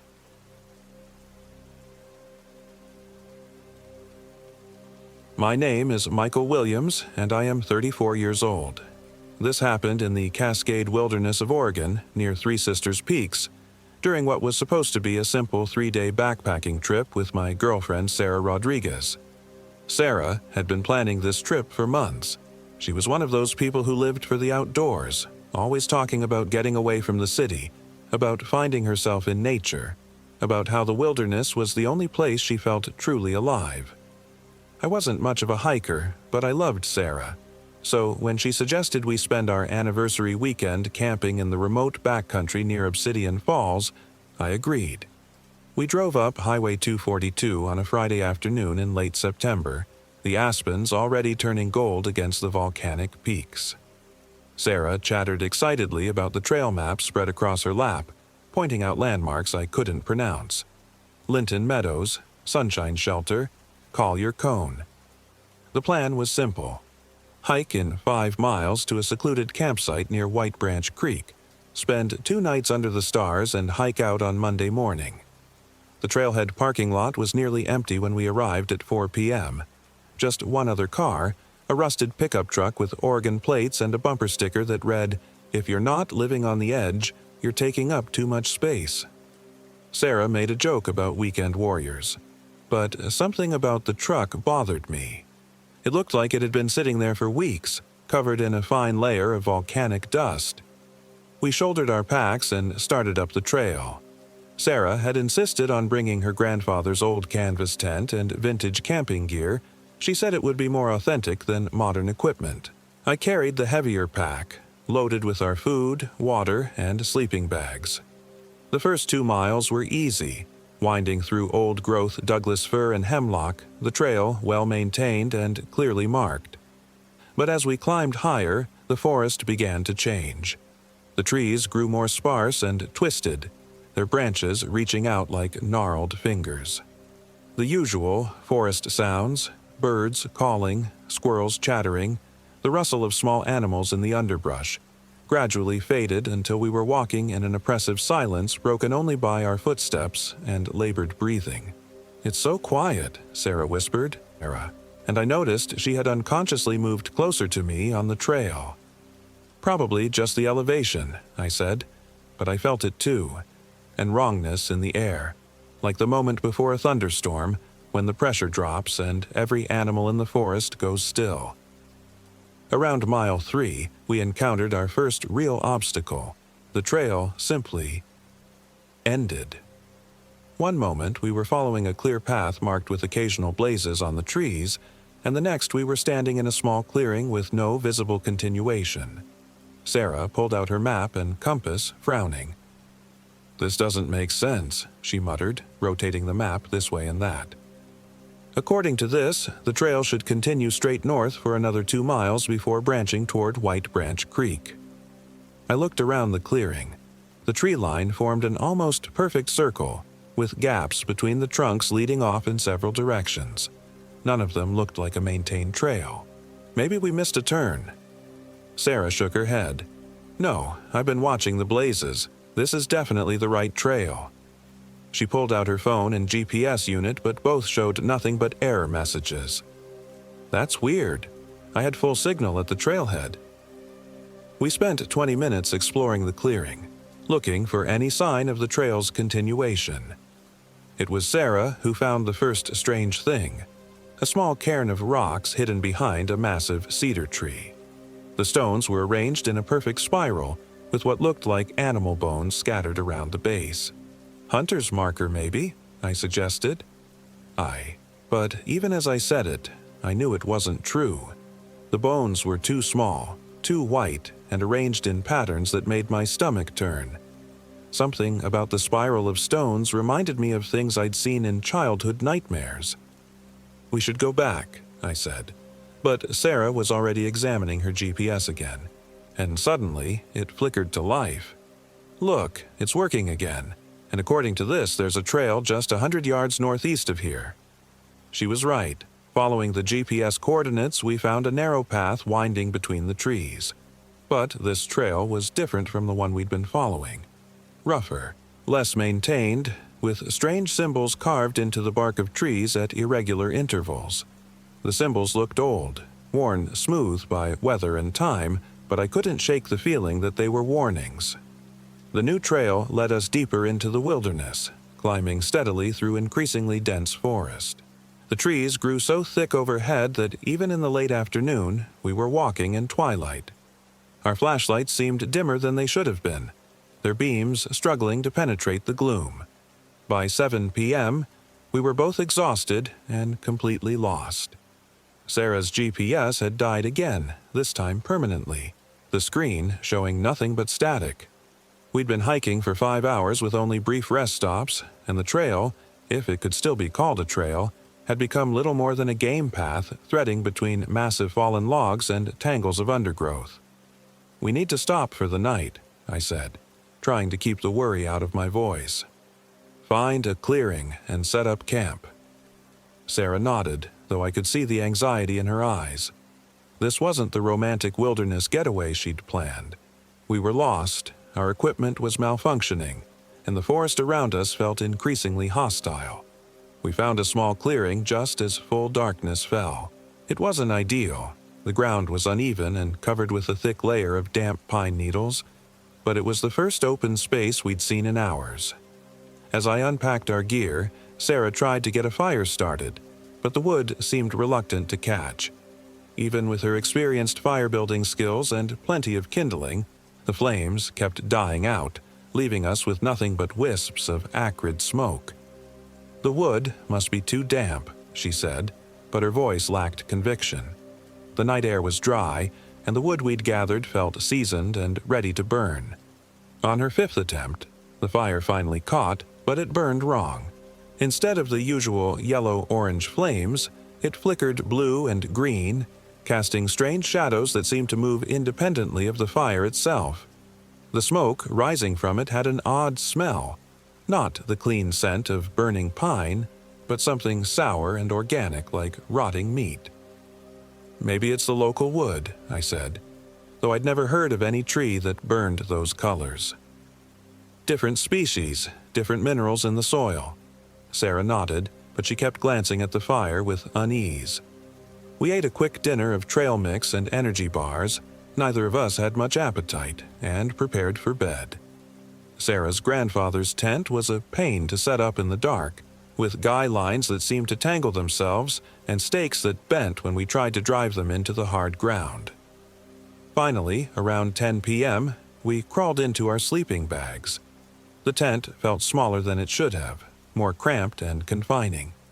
Outside, the strange fire continued to burn its unnatural colors, and I could hear sounds.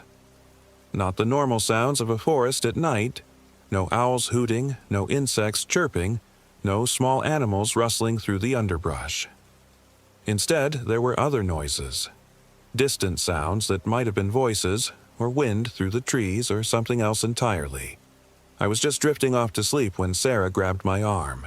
"Michael," she whispered, "do you hear that?" I listened. At first, there was only silence. Then, faintly, I heard it, a sound like humming. No, not humming, singing. A voice, high and sweet, coming from somewhere in the darkness beyond our camp. The voice was singing a lullaby I recognized from my childhood, but the words were wrong. Instead of the gentle lyrics I remembered, this version spoke of dark things hiding in the forest, of children who wandered away from the path and were never seen again. "It's probably just another camper," I said, but my voice sounded hollow even to me. We hadn't seen any sign of other people since the parking lot, and the voice sounded old, ancient, like it had been singing in these woods for centuries. The singing continued for about 10 minutes, sometimes closer, sometimes farther away, as if the singer was walking in circles around our camp. Then it stopped, and the silence that followed was even more unnerving than the song had been. Sarah pressed close to me in the sleeping bag, and I could feel her trembling. "This place doesn't feel right," she whispered. "We should leave in the morning. First light." I agreed, but sleep was slow in coming. Every time I started to drift off, I would hear something: a twig snapping, fabric rustling, the soft sound of footsteps circling our tent. Once, I could have sworn I heard someone unzipping the door, but when I looked, the zipper was still closed and Sarah was asleep beside me.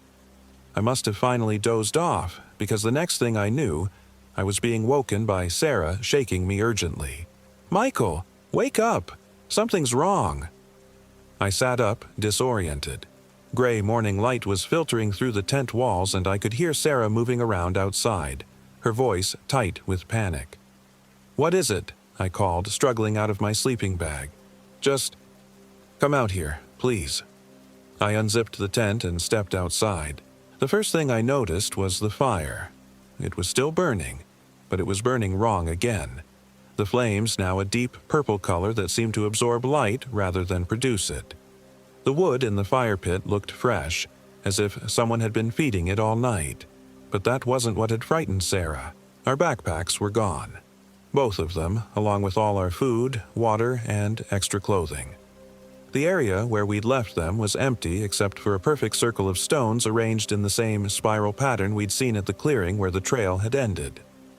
"I woke up a few minutes ago and they were just gone," Sarah said, her voice barely above a whisper. "All our supplies, everything. How could someone take them without us hearing?" I walked around the camp, looking for any sign of what had happened. There were no footprints in the soft pine duff, no drag marks, no evidence that anyone else had been in our camp. It was as if our backpacks had simply vanished. "Maybe animals," I suggested weakly. "Bears, maybe."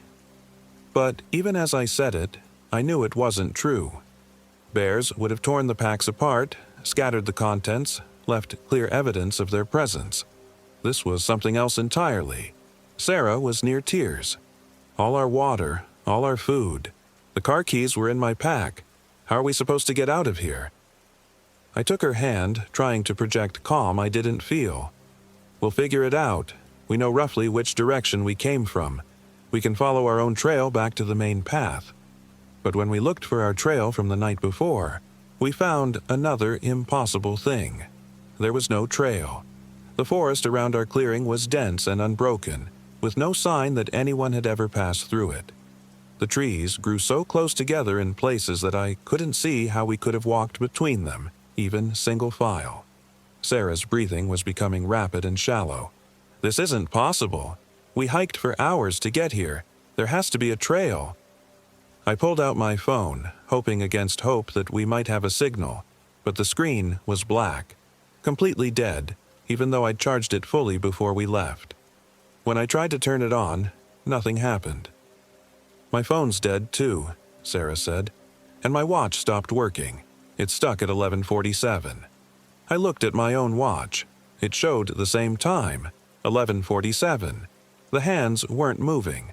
We spent the morning searching for a way out of the clearing, but every direction led to the same thing. Dense forest, impossible to penetrate with no sign of the trail we'd followed the night before. It was as if the wilderness had rearranged itself around us while we slept, trapping us in this small circle of open ground. By noon, we were both exhausted and starting to panic.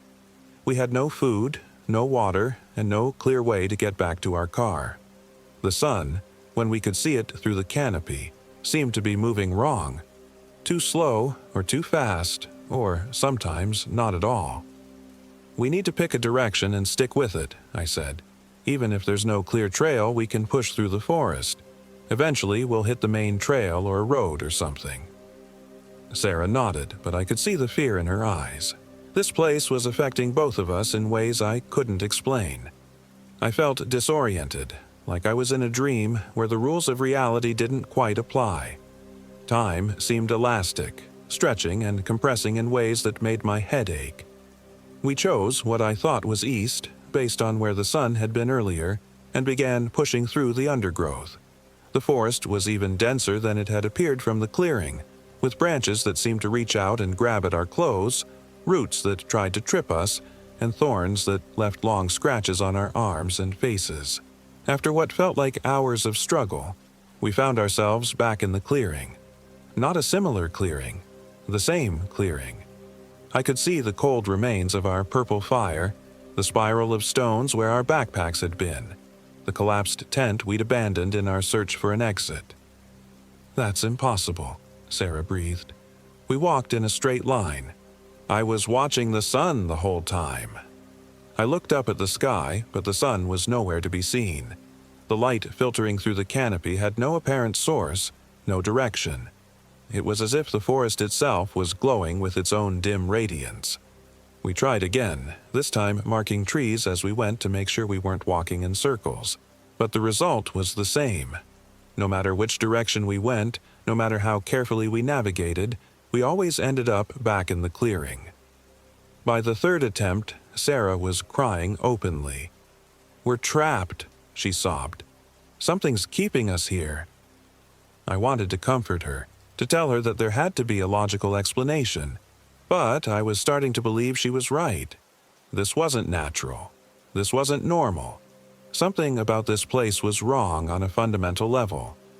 As the day wore on, though I couldn't be sure it was actually day since the light never seemed to change, we tried everything we could think of. We climbed trees, hoping to see over the forest canopy, but the branches always broke just as we got high enough to see. We tried following what looked like animal paths, but they led nowhere or doubled back on themselves. We even tried digging under the fence of trees, but the roots ran deep and seemed to grow denser the more we dug. And all the while, we could hear things moving in the forest around us. Not the normal sounds of wildlife, but something else. Footsteps that matched our own pace. Voices that might have been human, calling to each other in words we couldn't quite make out. Sometimes I caught glimpses of movement between the trees. Shapes that might have been people, but moved wrong. Too fluid, too quick. As night fell, or what passed for night in this timeless place, we were forced to return to our camp. The purple fire had somehow reignited itself, burning with the same unnatural flames as before. We had no choice but to sleep in the clearing again, though neither of us had any appetite for the energy bars we'd saved in our pockets. The second night was worse than the first. The singing started earlier, and this time there were multiple voices, a whole choir of them, scattered throughout the forest, singing the same wrong lullabies. Sometimes the voices were clearly human, men, women, children. Other times they were something else, harmonies that no human throat could produce. But the worst part was when the singing stopped. In the silence that followed, we could hear them coming closer. Footsteps on the pine needles, branches being pushed aside, the sound of breathing just outside our tent. Sarah and I huddled together, afraid to move, afraid to make any sound that might attract their attention. Around what I guessed was midnight, something brushed against the side of our tent. Just a light touch, like fingers trailing along the fabric. Then another touch on the other side. Then another. "Sarah," I whispered so quietly I could barely hear myself. "Are you awake?" "Yes," she breathed back. "Don't move. Don't make any sound." The touching continued for what felt like hours. Sometimes it was gentle, almost affectionate. Other times it was more insistent, like someone trying to find the door. Once I could have sworn I felt the outline of a hand pressing against the tent wall right next to my head. But whenever I looked at the spot where I'd felt the touch The fabric was smooth and undisturbed. Morning came eventually, though I never saw the sun rise. The light simply gradually increased until it was bright enough to see. When we finally gathered the courage to unzip the tent and look outside, the clearing was empty and peaceful, as if nothing had happened. But something had changed overnight. Sarah was different. It was subtle at first, just small things that might have been explained by stress and lack of sleep. She was quieter than usual, more withdrawn. When I asked her how she was feeling, she would smile, but the smile didn't reach her eyes. And her eyes. There was something wrong with her eyes. They seemed unfocused, like she was looking at something just over my shoulder. "We need to keep trying to get out," I said. "Try a different approach." Sarah nodded, but she didn't seem enthusiastic about the idea. "Of course," she said. "Whatever you think is best." Her voice was flat, emotionless. This from the woman who never stopped talking, who always had an opinion about everything, who couldn't contain her excitement about anything outdoors related. We spent the day making more attempts to escape the clearing, but our efforts were half-hearted. Sarah would start off following me, but after a few minutes she would stop walking and just stand there, staring into the forest. When I called to her, she would snap out of it and catch up, but it kept happening over and over. "Sarah, what's wrong?" I finally asked. "You're acting strange." She looked at me with those unfocused eyes and smiled that empty smile. "Nothing's wrong, Michael. I feel fine. Better than fine, actually. I feel peaceful." "Peaceful? We're lost in the middle of nowhere. We have no food or water, and you feel peaceful?" "Don't you feel it?" she asked, tilting her head like a bird. "The quiet, the stillness. It's so beautiful here, so perfect. Maybe we don't need to leave." "What are you talking about? Of course we need to leave.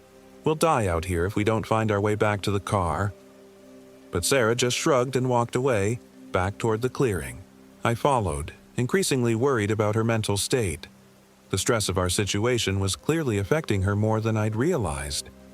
That evening, as we sat by the purple fire, Sarah barely spoke. She just stared into the flames with that same vacant expression, occasionally humming tunelessly under her breath. When I tried to engage her in conversation about our plans for the next day, she would nod and agree but didn't seem to really hear what I was saying. The third night was when I realized that whatever was happening to Sarah was getting worse. I woke up around what I guessed was 2 a.m. to find her side of the sleeping bag empty. I could hear her moving around outside the tent, but her footsteps sounded wrong. Too light, too quick, like she was dancing. I unzipped the tent quietly and peered out. Sarah was standing in the center of the clearing, perfectly still, facing the forest. She was completely naked, which made no sense since it was cold enough that I could see my breath. But she didn't seem to notice the temperature. "Sarah?" I called softly. She turned toward me, and in the purple light of the fire I could see that her expression was completely blank. Not peaceful, not calm, empty, like no one was home behind her eyes. "Sarah, what are you doing? Come back to bed." She tilted her head again, studying me as if I were some interesting but incomprehensible phenomenon. Then she smiled, and her smile was wrong, too wide, showing too many teeth. "I'm listening," she said. "Listening to what?" "To them. They're calling to me. They want me to come with them." "Who's calling to you, Sarah? There's no one out there." But even as I said it, I realized I could hear it too. The singing, but different this time. Softer, more seductive. And it wasn't coming from the forest around us. It was coming from Sarah herself. She was humming along with the voices, harmonizing with them in ways that seemed to come from somewhere deep in her chest. The sound made my skin crawl, but I couldn't look away from her face. Her eyes were still unfocused, but now they were also wrong. They seemed larger than they should be, and they reflected the purple firelight like an animal's. "Sarah, you're scaring me. Please come back to the tent." She stopped humming and looked directly at me for the first time in hours. When she spoke, her voice was her own again, clear and frightened. "Michael," she said, blinking rapidly. What am I doing out here? Why am I—" She looked down at herself and grabbed her arms, suddenly aware that she was naked and cold. "Oh God, what's happening to me?" I rushed to her with her sleeping bag, wrapping it around her shoulders. She was shivering violently, not just from the cold, but from fear. "I don't remember coming out here," she whispered. "I was asleep, and then I was standing here, and I could hear them calling to me. They were so beautiful, Michael. Their voices were so beautiful, and they wanted me to come with them into the forest." "It's okay," I said, though it clearly wasn't. "You were sleepwalking. It's probably just the stress." But I knew it wasn't sleepwalking. Whatever was wrong with this place, whatever had trapped us here, it was affecting Sarah more strongly than it was affecting me. And it was getting worse. I helped her back to the tent, and we spent the rest of the night holding each other, both of us afraid to go back to sleep. Sarah cried quietly, and I could feel her trembling against me. Sometimes she would mutter things I couldn't understand, words in a language I'd never heard before. By morning, she seemed more like herself again, but I could see the fear in her eyes. She knew something was wrong with her, but she couldn't control it. "We have to get out of here today," she said, "before it gets worse." I agreed, but our attempts to escape the clearing were even more futile than before. It was as if the forest was actively working against us now, the trees growing closer together, the undergrowth becoming more tangled, the very ground shifting beneath our feet to lead us back to where we'd started. And as the day progressed, Sarah began to change again. The vacant expression returned, along with the humming and the strange tilting of her head. By afternoon, she had stopped trying to escape altogether. She just sat by the fire staring into the purple flames, occasionally speaking to someone I couldn't see. "They're so kind," she would say. "They understand what I need." "Who? Sarah? Who are you talking to?" But she wouldn't answer, or couldn't. The fourth night I didn't sleep at all. I stayed awake, watching Sarah, ready to stop her if she tried to leave the tent again. But she didn't get up. Instead, she lay perfectly still, her eyes wide open, staring at the tent ceiling. Around midnight, she began to speak. But it wasn't her voice. The words came from her mouth, but the voice was different. Older, with an accent I couldn't place. She spoke about things I didn't understand, about paths between worlds, about hunger that lasted centuries, about the price of passage through the dark places. "The girl will serve," Sarah's mouth said in that strange voice. "She has been marked. She has heard the calling. Soon she will join us in the deep places, and her flesh will house new purpose." "Sarah," I shook her, trying to wake her up, but her eyes remained fixed on the ceiling. "Sarah, wake up!" The voice laughed, a sound like wind through dead leaves. "The girl dreams now of running through endless forests, of singing with voices older than your civilization. She dreams of freedom from the small cage of her human thoughts. Do not wake her from such beautiful dreams." I kept shaking her, calling her name, but nothing I did seemed to reach her. She continued speaking in that awful voice for hours, describing things that made my stomach turn, promising things that no human should want. Just before dawn, she fell silent and closed her eyes. When she woke up an hour later, she was Sarah again, frightened, confused, with no memory of what had happened. "I had the strangest dreams," she said. "I was running through a forest that went on forever, and there were people with me, but they weren't people. They were something else, and they were teaching me songs I'd never heard before. But somehow I knew all the words." I didn't tell her about the voice. I didn't tell her what she'd said during the night, but I knew we were running out of time. Whatever this place was, whatever these things were that had trapped us here, they were taking her away from me piece by piece. On the fifth day, Sarah stopped talking to me entirely. She would respond when I spoke to her, but only with nods or shakes of her head. When she did speak, it was always to the empty air, holding conversations with invisible companions in that language I couldn't understand. I tried everything I could think of to reach her. I told her about our first date, about the trip to Mexico where we'd gotten engaged, about the plans we'd made for the future. Sometimes I could see a flicker of recognition in her eyes, a moment where she seemed to remember who she was. But it never lasted. By evening, she was gone. Not physically, her body was still there sitting by the purple fire, breathing and moving, but whatever made Sarah who she was, whatever essential spark of personality and memory and love that had drawn me to her, was gone. In its place was something else, something that watched me with alien curiosity and smiled with her mouth but not her eyes. "You should come with us," she said in her own voice but with the wrong inflection, the wrong rhythm. "It's wonderful here. You don't have to carry the weight of your small human concerns anymore. You can be part of something greater." "I want Sarah back," I said. "Sarah is here. Sarah is more herself than she has ever been. The limited creature you loved was just a shadow of what she could become. That's not Sarah. Sarah would never abandon the people she loved." The thing wearing Sarah's face laughed. "Love? That small, grasping emotion? We offer something far more profound. We offer unity. We offer purpose. We offer eternity." I spent that night planning. Whatever these things were, they wanted me to join them willingly. They could have taken me at any time.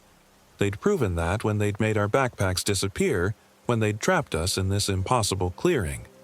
But they wanted me to choose to stay, the way Sarah had chosen, which meant they had limitations, rules they had to follow. The next morning, while the thing that looked like Sarah was communing with its invisible companions, I began gathering materials. Dry wood, pine needles, anything that would burn. I built a second fire pit on the opposite side of the clearing from the purple fire, but I didn't light it yet. "What are you doing?" Not Sarah asked.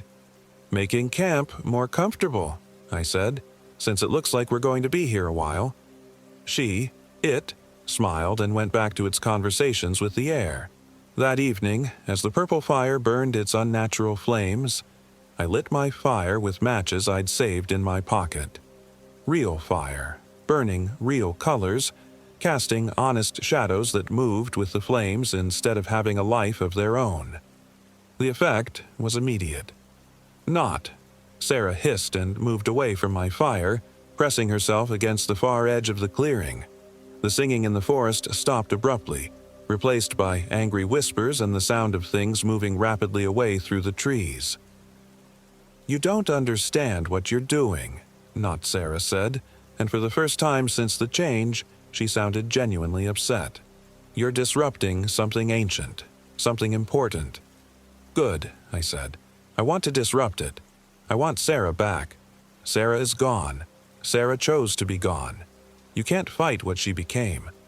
But I could see something else in her expression now. Uncertainty, maybe even fear. The normal fire was affecting whatever had taken her, weakening its hold. I fed more wood to the flames, making them burn brighter and hotter. With each log I added, Not Sarah seemed to become more agitated, pacing around the edge of the clearing like a caged animal. "Stop," she said. "You're hurting us." "Then give me Sarah back." "We can't. She is part of us now. But we can make you understand. We can show you what she sees, what she feels. Let us in, and you'll know why she chose to stay." "I don't want to understand. I just want to go home." I picked up a burning branch from my fire and held it like a torch. "Not." Sarah recoiled, raising her hands to shield her face. "The fire won't help you escape," she said. "The boundaries here are not physical. They exist in deeper places, in the spaces between thoughts." But even as she said it, I could see that something was different. The forest around the clearing looked less dense, less impenetrable, and there, between two massive cedar trees, I could see what looked like the beginning of a trail. I had a choice to make. I could stay here and keep fighting for Sarah, trying to drive out whatever had taken her, but I didn't know if it was possible, and I didn't know how long my matches would last. Or I could leave her and try to save myself. It wasn't really a choice at all. "I'm sorry, Sarah," I said, and I meant it. "I'm sorry I can't save you." Not Sarah's expression changed, and for just a moment I saw something that might have been the real Sarah looking out through those alien eyes. "Michael," she whispered, and her voice was her own again. "Run!" I ran. I grabbed the burning branch and sprinted toward the gap between the trees, not looking back even when I heard not Sarah screaming behind me, a sound no human throat should have been able to make. The trail was narrow and treacherous, winding between massive trees and over fallen logs, but it was definitely a trail. A real trail, marked with blazes and worn smooth by generations of hikers. I ran until my lungs burned and my legs gave out, and when I finally stopped to rest, I was alone in a normal forest full of normal sounds. Birds and insects and small animals going about their ordinary lives. The oppressive silence that had hung over the clearing was gone, replaced by the rich symphony of a healthy ecosystem. My watch was working again, showing 3:17 p.m. on a Sunday. My phone had battery power and a weak but functional signal. According to the GPS, I was less than a mile from the main trailhead. I hiked out as fast as I could, not stopping until I reached the parking lot. Sarah's car was still there, along with the rusted pickup truck we'd seen when we arrived, but now I could see that the truck's tires were flat and its windshield was spiderwebbed with cracks. It looked like it had been sitting there for years, not days. I called the authorities from the nearest town, told them my girlfriend was missing in the Cascade Wilderness. They organized search parties, brought in helicopters and tracking dogs, combed every inch of the area where we'd been hiking. But they never found the clearing with the purple fire.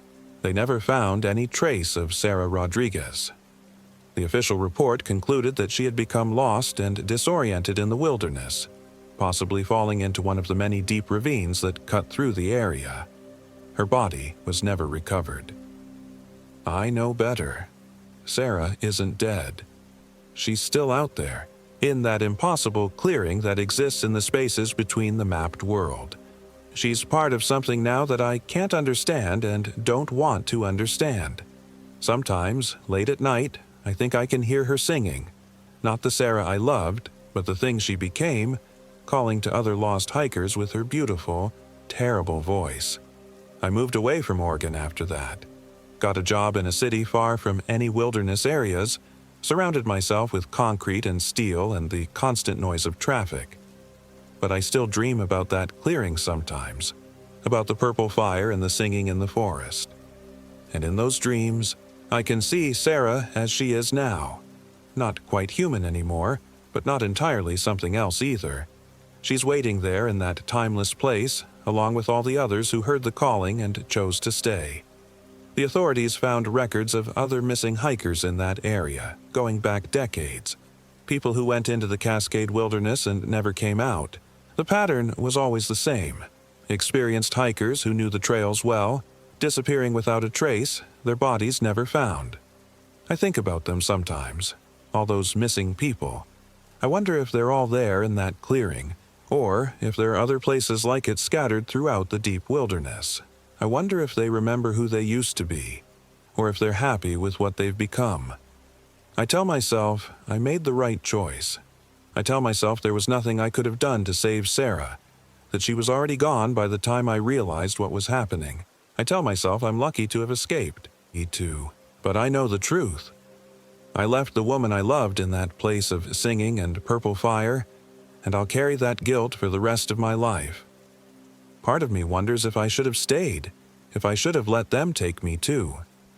At least then we would have been together, whatever we became, but I suppose that's exactly what they're counting on.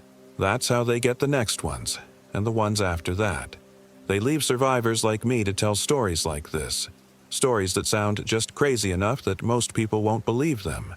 But some will. Some will hear about the impossible clearing and the beautiful singing, and they'll go looking for it. And when they find it, they'll have to make the same choice I did. I just hope they choose better than I did. I hope they're stronger than I was. But deep down, I don't think they will be. The singing is too beautiful, and the loneliness of the modern world makes people desperate for connection, even if that connection comes with a terrible price. So if you're reading this, if you're planning a trip to the Cascade Wilderness or any other remote area, remember this. If you hear singing in the forest, if your equipment starts malfunctioning for no reason, if you find yourself in a place that doesn't exist on any map, leave. Don't try to understand it. Don't try to help anyone who's already been taken. Just run and don't look back.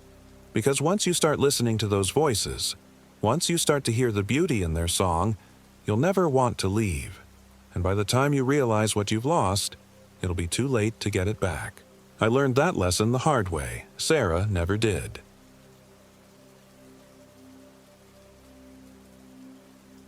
My name is Michael Williams, and I am 29 years old. This happened in the remote Pumice Desert, 40 miles north of Crater Lake National Park in Oregon, where the endless, gray wasteland stretches between ancient volcanic peaks like a moonscape forgotten by God. David Jones and I had been best friends since college, bonded by our shared love of backpacking and our mutual need to escape the suffocating cubicle life that had consumed our 20s. We'd planned this trip for months, a week-long trek through the most isolated corners of the Cascade Range, far from any marked trails or tourist destinations. David, with his infectious grin and boundless optimism, had convinced me that we needed to go where no Instagram hiker has gone before, as he put it. I should have known better. I should have recognized the hunger in his eyes when he spoke about the wilderness, the way his voice dropped to a whisper when he described places where you could disappear completely. The Pumice Desert had called to us through obscure geology forums and forgotten trip reports from the 1970s. Stretching across nearly 40 square miles of volcanic ash and scattered deadfall, it was a place where the normal rules seemed suspended, where compasses spun wildly due to magnetic anomalies from ancient lava flows, where the uniform gray landscape could disorient even experienced hikers within minutes. The few accounts we'd found described it as otherworldly and haunted, descriptions that should have served as warnings rather than invitations. We'd driven David's beat-up Subaru as far as Forest Service Road 230 would take us, then hiked another 8 miles to reach the desert's edge. The transition was abrupt and unsettling. One moment we were walking through dense lodgepole pine forest, and the next we emerged into an alien landscape of ash-covered pumice and skeletal tree remnants that stretched to the horizon like bleached bones. "Jesus," David breathed, his voice carrying an odd reverence. "Look at this place." The silence was the first thing that hit me. Not the peaceful quiet of a normal forest, but a suffocating absence of sound that seemed to press against my eardrums. No birds sang here, no insects buzzed. Even our footsteps seemed muffled, swallowed by the fine ash that coated everything in layers sometimes 3 feet deep. Our plan was simple. Establish a base camp on the desert's eastern edge, then spend 3 days exploring the interior before hiking out through the Annie Creek drainage. Simple plans, I've learned, have a way of unraveling quickly in places where the earth itself feels wrong. The first night passed without incident, though I noticed David had trouble sleeping. He kept sitting up in his bag, staring out at the moonlit wasteland with an intensity that made me uncomfortable. When I asked if he was okay, he just smiled that easy grin of his and said the place was getting to him in the best possible way. At the time, I assumed he meant it was inspiring his photographer's eye. David had brought an expensive digital camera, hoping to capture what he called the sublime desolation of the pumice fields. The wrongness began on the second day.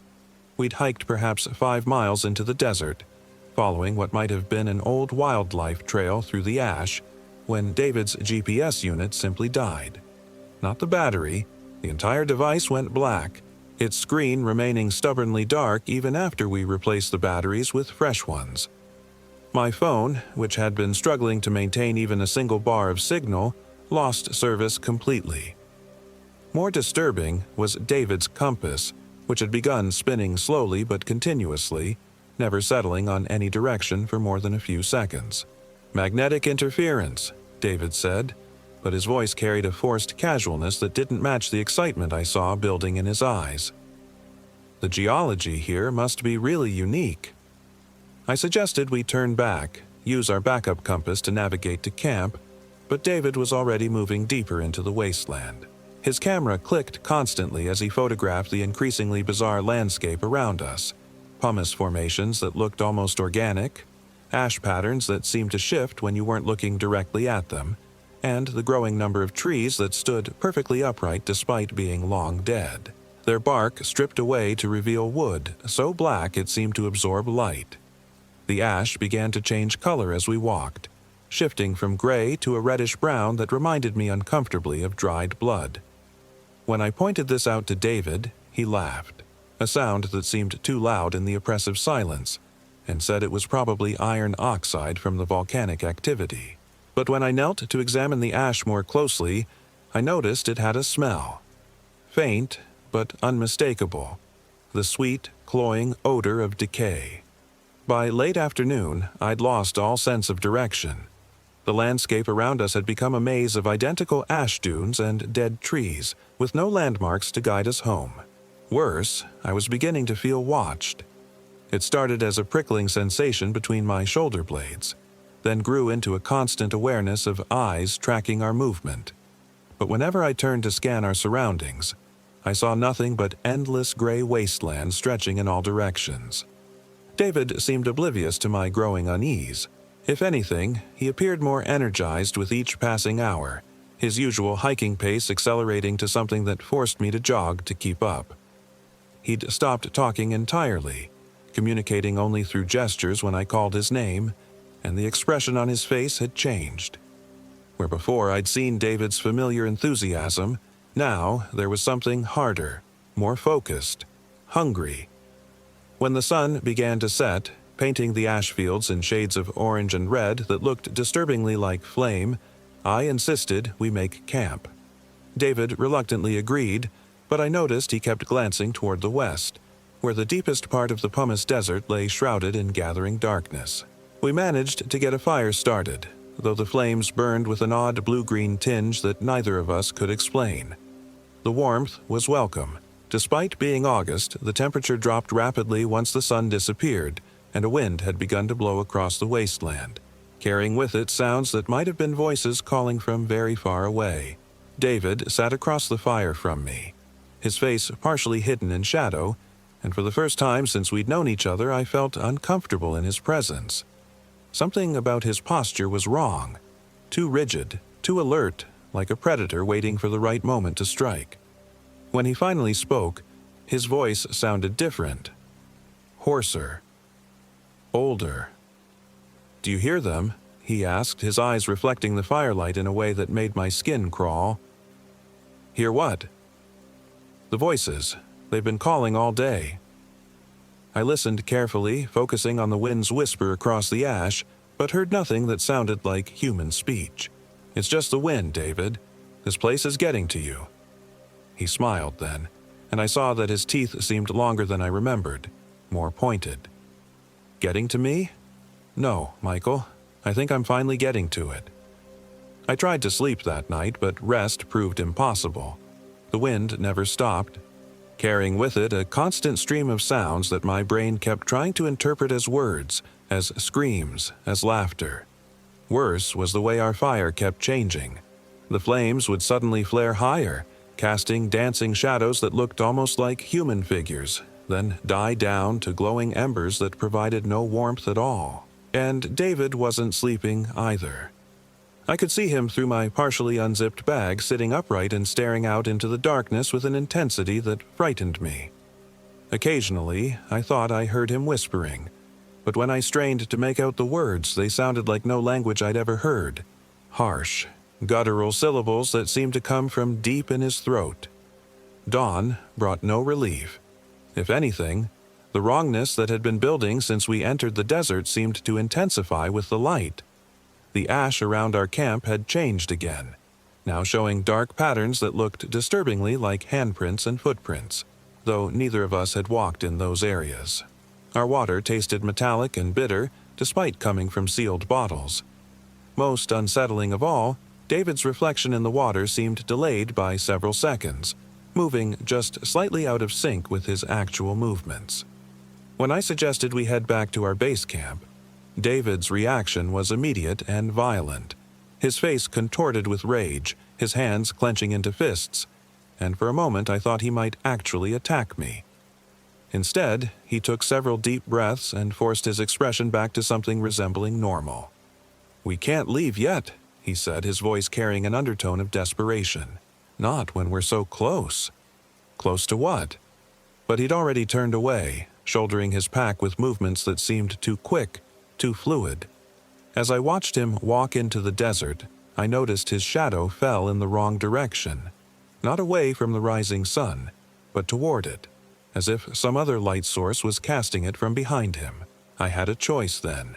I could follow David deeper into whatever madness had claimed him, or I could try to find my way back to civilization alone.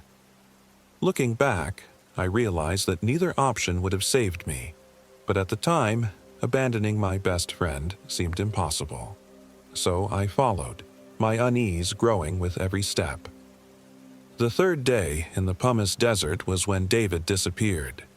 We'd been hiking for several hours, following what he claimed was a trail, though I could see nothing but unmarked ash and scattered bones. Animal bones, I told myself, though some looked disturbingly human in size and shape.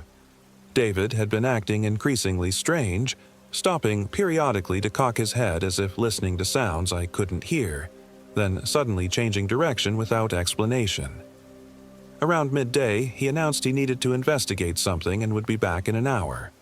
Before I could object, he'd vanished into a stand of dead trees, moving with that same fluid grace that had been bothering me since the previous morning. I called after him, but got no response except the endless whisper of wind across ash. An hour became 2, then 3.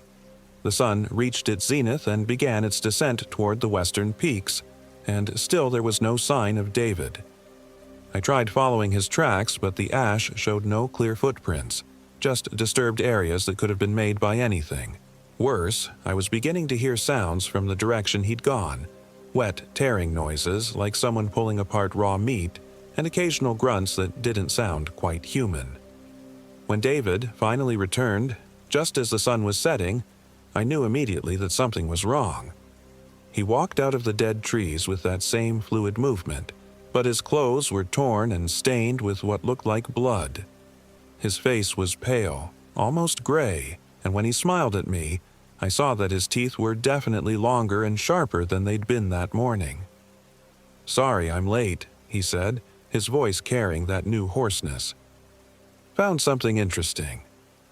The smell hit me then, the same sweet, cloying odor of decay that I'd noticed in the ash, but much stronger now. It seemed to emanate from David himself, as if something rotten was growing inside him. "What happened to your clothes?" I asked, though part of me didn't want to know the answer. David looked down at the dark stains covering his shirt and pants, then back at me with that disturbing smile. "Had to do some digging. Found bones, Michael. Lots of bones." That night, I didn't even pretend to sleep. David sat across our rebuilt fire staring at me with eyes that reflected the light like an animal's, and I could hear him whispering again in that unknown language. The sounds were different now. Hungrier, more urgent, and occasionally I caught him licking his lips as if tasting something delicious. The fire itself had become completely unnatural, burning with flames that shifted between blue, green, and a deep red that reminded me of fresh blood. The light it cast revealed things moving in the ash around our camp, shapes that looked almost human but moved wrong, crawling on all fours or walking with joints that bent in impossible directions. "They're beautiful, aren't they?" David said suddenly, startling me out of my terrified fascination with the things in the darkness. "What are they?" "Family," he whispered, and the hunger in his voice made my blood run cold. "They've been waiting for us, Michael, waiting for fresh meat to join them." I tried to run then, abandoning my pack and sprinting into the darkness, but the ash-covered ground betrayed me.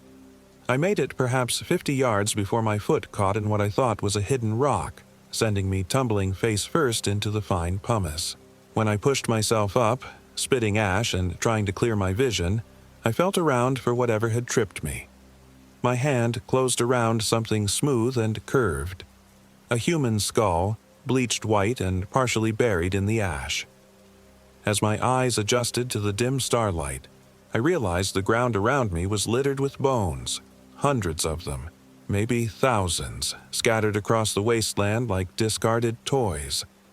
David's laughter echoed across the desert, a sound so wrong and inhuman that it made my skin crawl. When I looked back toward our camp, I could see him standing by the fire, but his silhouette was all wrong. Too tall, too thin, with arms that hung nearly to his knees and a head that seemed to stretch upward into the darkness. "You can't run from family, Michael," his voice called, but it seemed to come from everywhere at once, from the bones beneath my feet, from the dead trees around me, from the very air itself. "You can't run from what you're meant to become." I scrambled to my feet and kept running, crashing through the skeletal forest, my breath coming in ragged gasps as panic took hold. The bones beneath my feet shifted and clattered with each step, and I could hear David, or the thing that had been David, following behind me, moving through the trees with impossible speed. The chase lasted hours, or maybe minutes. Time seemed fluid in that cursed place. Eventually, exhaustion forced me to stop.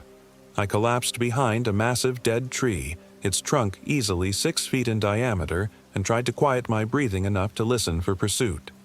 The silence that followed was worse than any sound.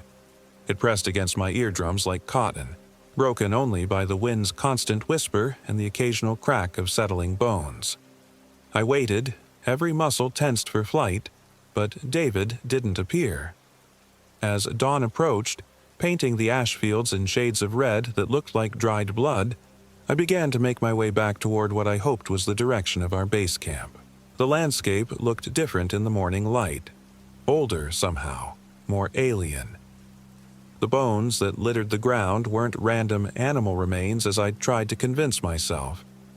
They were human, and they'd been arranged in patterns, spirals and circles and lines that stretched across the wasteland like some vast, incomprehensible message. I found our camp around midday, recognizing it only by the cold remains of our fire. Our packs were gone, along with any hope of easy navigation back to civilization. But David was there, sitting cross-legged in the ash about 20 yards from the fire pit, perfectly motionless. "David!" I called, my voice cracking with exhaustion and fear. He turned toward me and I saw that his transformation was complete. His skin had taken on the gray color of the pumice ash, stretched tight over bones that seemed to have lengthened and sharpened. His eyes were black pits that reflected no light, and when he smiled, his mouth opened far too wide, revealing rows of needle-sharp teeth. "I've been waiting for you," he said, his voice now completely inhuman, a wet, rasping sound like wind through carrion. "We've been waiting." The shapes I'd seen the night before emerged from the ash around him. Dozens of them, all bearing the same grotesque transformation. They had once been human, I realized.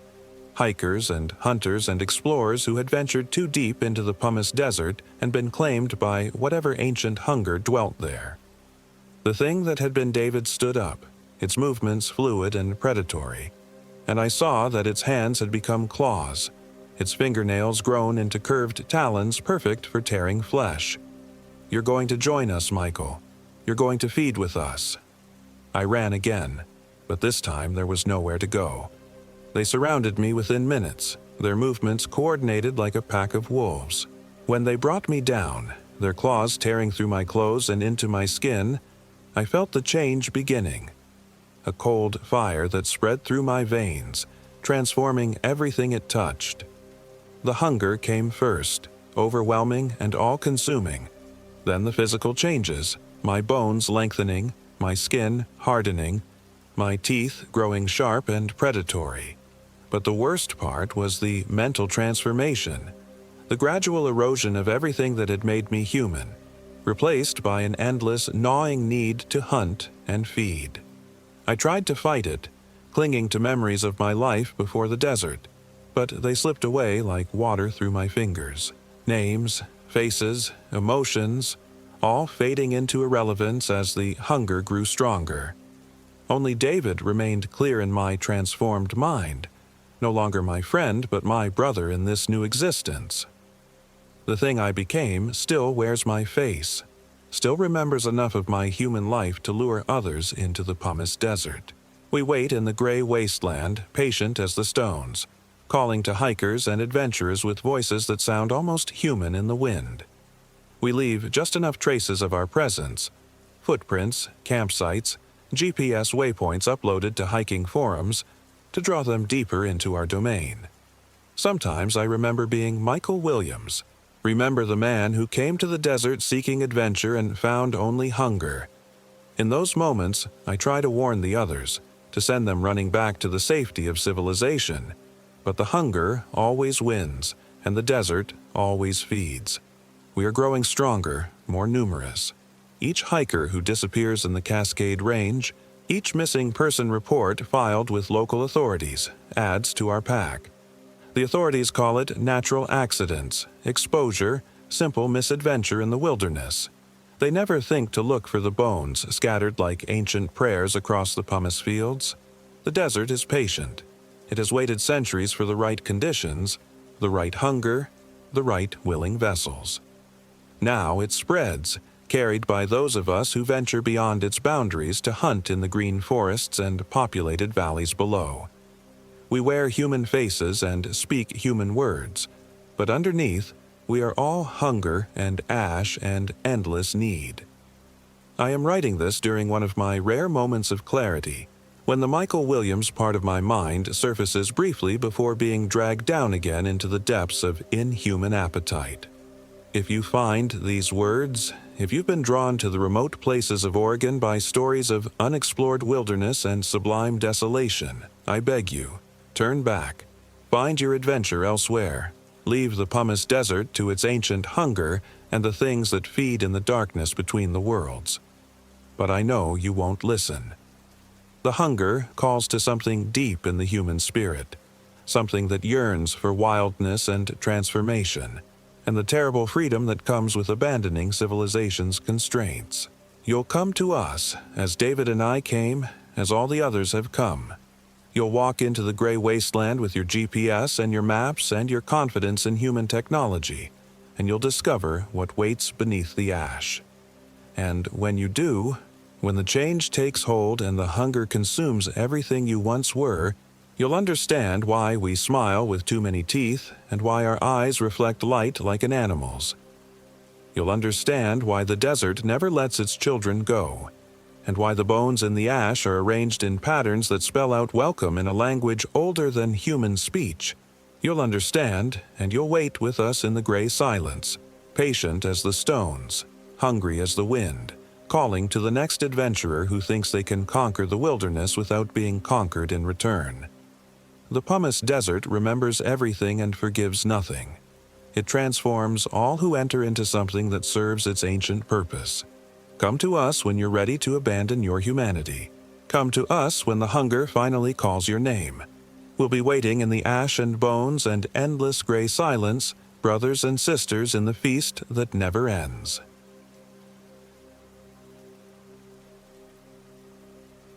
My name is Michael Williams, and I am 32 years old. This happened in the Three Sisters wilderness of Oregon, deep in the Cascade Range where the Douglas firs grow so thick they block out the sun even at midday. David Jones and I had been planning this hiking trip for months. We'd met at the engineering firm where we both worked, him in structural, me in environmental, and bonded over our shared love of the outdoors. David was the kind of guy who could make anyone laugh, even during our most stressful project deadlines.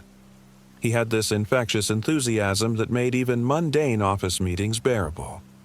When he suggested we tackle the challenging terrain around South Sister Peak, I jumped at the chance.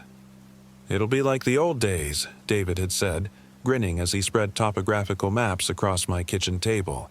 "Remember when we actually had adventures instead of just pushing paper around?" I traced the route with my finger, a 3-day circuit that would take us through some of the most remote sections of the wilderness area. The plan was simple.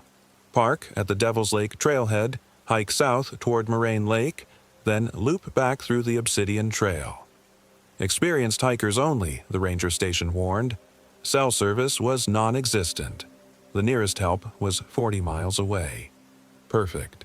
We loaded David's Subaru before dawn on that crisp October morning. The autumn air bit at our faces as we secured our packs, the weight of 3 days' worth of supplies settling familiar and comforting on our shoulders. David's pack was his pride and joy, an expensive model he'd saved months to buy, equipped with every gadget a modern hiker could want. Mine was older, more practical, but it had carried me through dozens of trips without fail. "Ready to disconnect from the world?" David asked, sliding behind the wheel. "More than ready," I replied, already feeling the stress of deadlines and meetings beginning to fade. The drive to the trailhead took 2 hours, winding through increasingly sparse Forest Service roads until we reached the small parking area. Only one other car sat in the lot, a dusty pickup with Washington plates.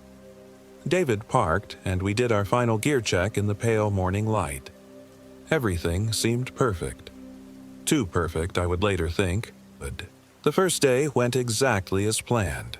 We made good time on the well-marked trails, stopping frequently to admire the volcanic landscape that made this region famous. David was in his element, pointing out geological formations and regaling me with stories from his college geology classes. His enthusiasm was infectious as always. "You see that rock formation?" he'd say, gesturing toward a dramatic cliff face. "That's from the last major eruption, probably 1,500 years ago. Can you imagine being here when that happened?" We reached our planned campsite at Moraine Lake just as the sun began to set, painting the water a brilliant orange that reflected the peaks surrounding us. The site was perfect, flat ground near the water, protected from wind by a stand of mountain hemlock. We set up our tents with practiced efficiency, started a fire, and settled in for what should have been a perfect evening in the wilderness. That's when I first noticed something was wrong. It started small. David went to retrieve our water filter from his pack and spent 10 minutes searching for it, growing increasingly agitated. "I know I packed it," he muttered, dumping the contents of his pack onto the ground. "I specifically remember putting it in the main compartment." We found it eventually, buried at the bottom of his sleeping bag, stuff sack, a place neither of us could explain. David laughed it off, but I caught him staring at his gear with a puzzled expression when he thought I wasn't looking. The fire was another thing. I'm experienced with campfires, had built hundreds over the years, but this one refused to stay lit properly. The flames kept shifting colors, sometimes the normal orange and yellow, but occasionally flickering blue or green for just a moment. David noticed too. "Weird mineral content in the wood, maybe," he suggested, but his voice lacked its usual confidence. As night settled around us, the normal sounds of the forest seemed muted. No owl calls, no rustle of small animals in the underbrush. Even the gentle lapping of the lake seemed unnaturally quiet. I mentioned it to David, but he was already crawling into his tent, exhaustion from the day's hike finally catching up with him. "Probably just the elevation," he called back. "Makes everything seem different." I stayed by the fire longer than usual, unable to shake the feeling that something was watching us from the tree line. Every shadow seemed to move independently. Every shift in the wind sounded like footsteps. When I finally banked the coals and retreated to my tent, sleep came fitfully. I woke to David shaking my shoulder, his headlamp beam cutting through the pre-dawn darkness. "Mike, wake up. Something's wrong." My sleeping bag was half unzipped, the zipper pulled down from the inside. I distinctly remembered zipping it completely closed before falling asleep. The morning air was brutally cold, and I should have been hypothermic after hours exposed like that. But I felt fine. More than fine. I felt warm, almost feverish. David's face in the headlamp beam looked strained. "My GPS is acting up. It's showing us in completely the wrong location. According to this, we're 15 miles south of where we should be." I checked my own GPS device. Same impossible reading. According to the satellites, we were somewhere near Crater Lake, over 100 miles away. "Equipment malfunction," I said, trying to sound more confident than I felt. "These things happen in the mountains. Interference from the volcanic rock." David nodded, but I could see doubt in his eyes. We were both experienced enough to know that GPS failures this dramatic weren't normal. Breakfast was a quiet affair. Our food seemed fine, but everything tasted slightly off. Not spoiled, just wrong somehow. The coffee was bitter despite being the same brand we always used. The oatmeal had a metallic aftertaste that lingered. "Let's just stick to the map and compass," David suggested as we broke camp. "Old school navigation. We know where we are." But when we checked our topographical map, the landmarks didn't match what we could see around us. The lake was there, but the mountain peaks seemed to be in slightly different positions. David spent 20 minutes with the compass, taking bearings and consulting the map with increasing frustration. "Nothing makes sense," he finally admitted. "It's like the whole landscape shifted overnight." We decided to push forward anyway. The trail was clear enough and we had plenty of supplies. Staying put and waiting for rescue seemed premature. The second day's hike felt endless. The trail, that should have been familiar from our planning, became a maze of paths that branched and rejoined in patterns that defied our map. We passed the same distinctive dead tree 3 times, despite being certain we were walking in a straight line. David's mood grew increasingly dark as the day progressed. His usual stream of jokes and observations dried up, replaced by muttered complaints about the equipment failures and navigation problems.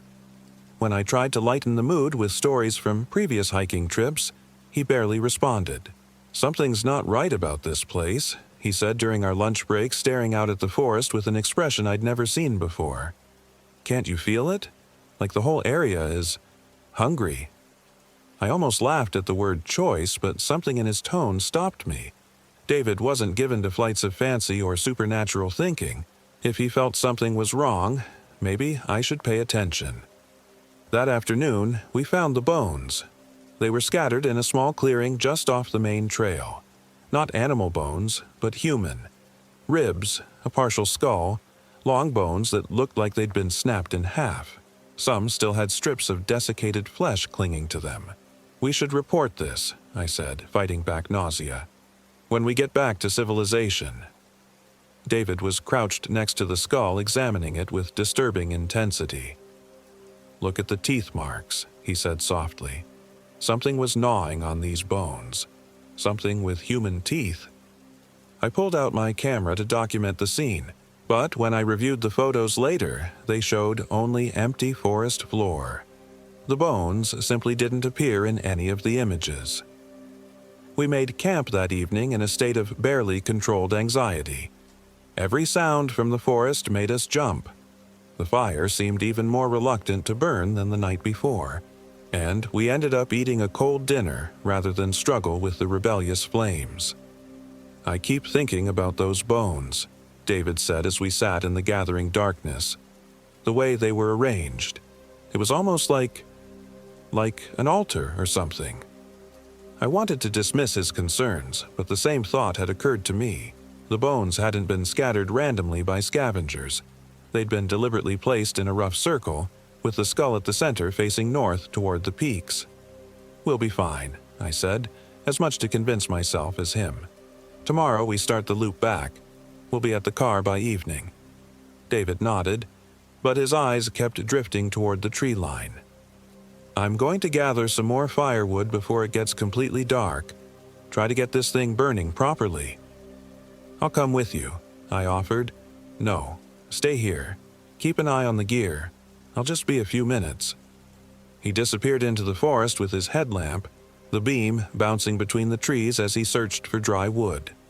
I remained by the struggling fire, feeding it small twigs and trying to coax it into something resembling warmth. Minutes passed, then an hour. I called his name, but the forest swallowed my voice without even an echo. I grabbed my own headlamp and followed his trail into the trees, but the beam seemed pathetically weak against the absolute darkness between the trunks. I found him 20 minutes later, standing motionless in a small clearing. His back was to me, and he was staring up at the canopy with complete stillness. "David? Jesus, you scared me. I've been calling for you." He turned slowly, and in the harsh LED light, his face looked different. Not dramatically, just slightly wrong in ways I couldn't immediately identify. His smile was too wide, lasting too long. His eyes didn't blink as often as they should. "Sorry," he said, his voice carrying an odd, hollow quality. "I found some good wood, really good wood." But his arms were empty. "Where?" I asked. He looked down at his hands as if surprised to find them empty. "Oh, I must have dropped it. Silly me." We walked back to camp together, but David moved differently than before. His usual confident stride was replaced by something more deliberate, like he was consciously thinking about each step.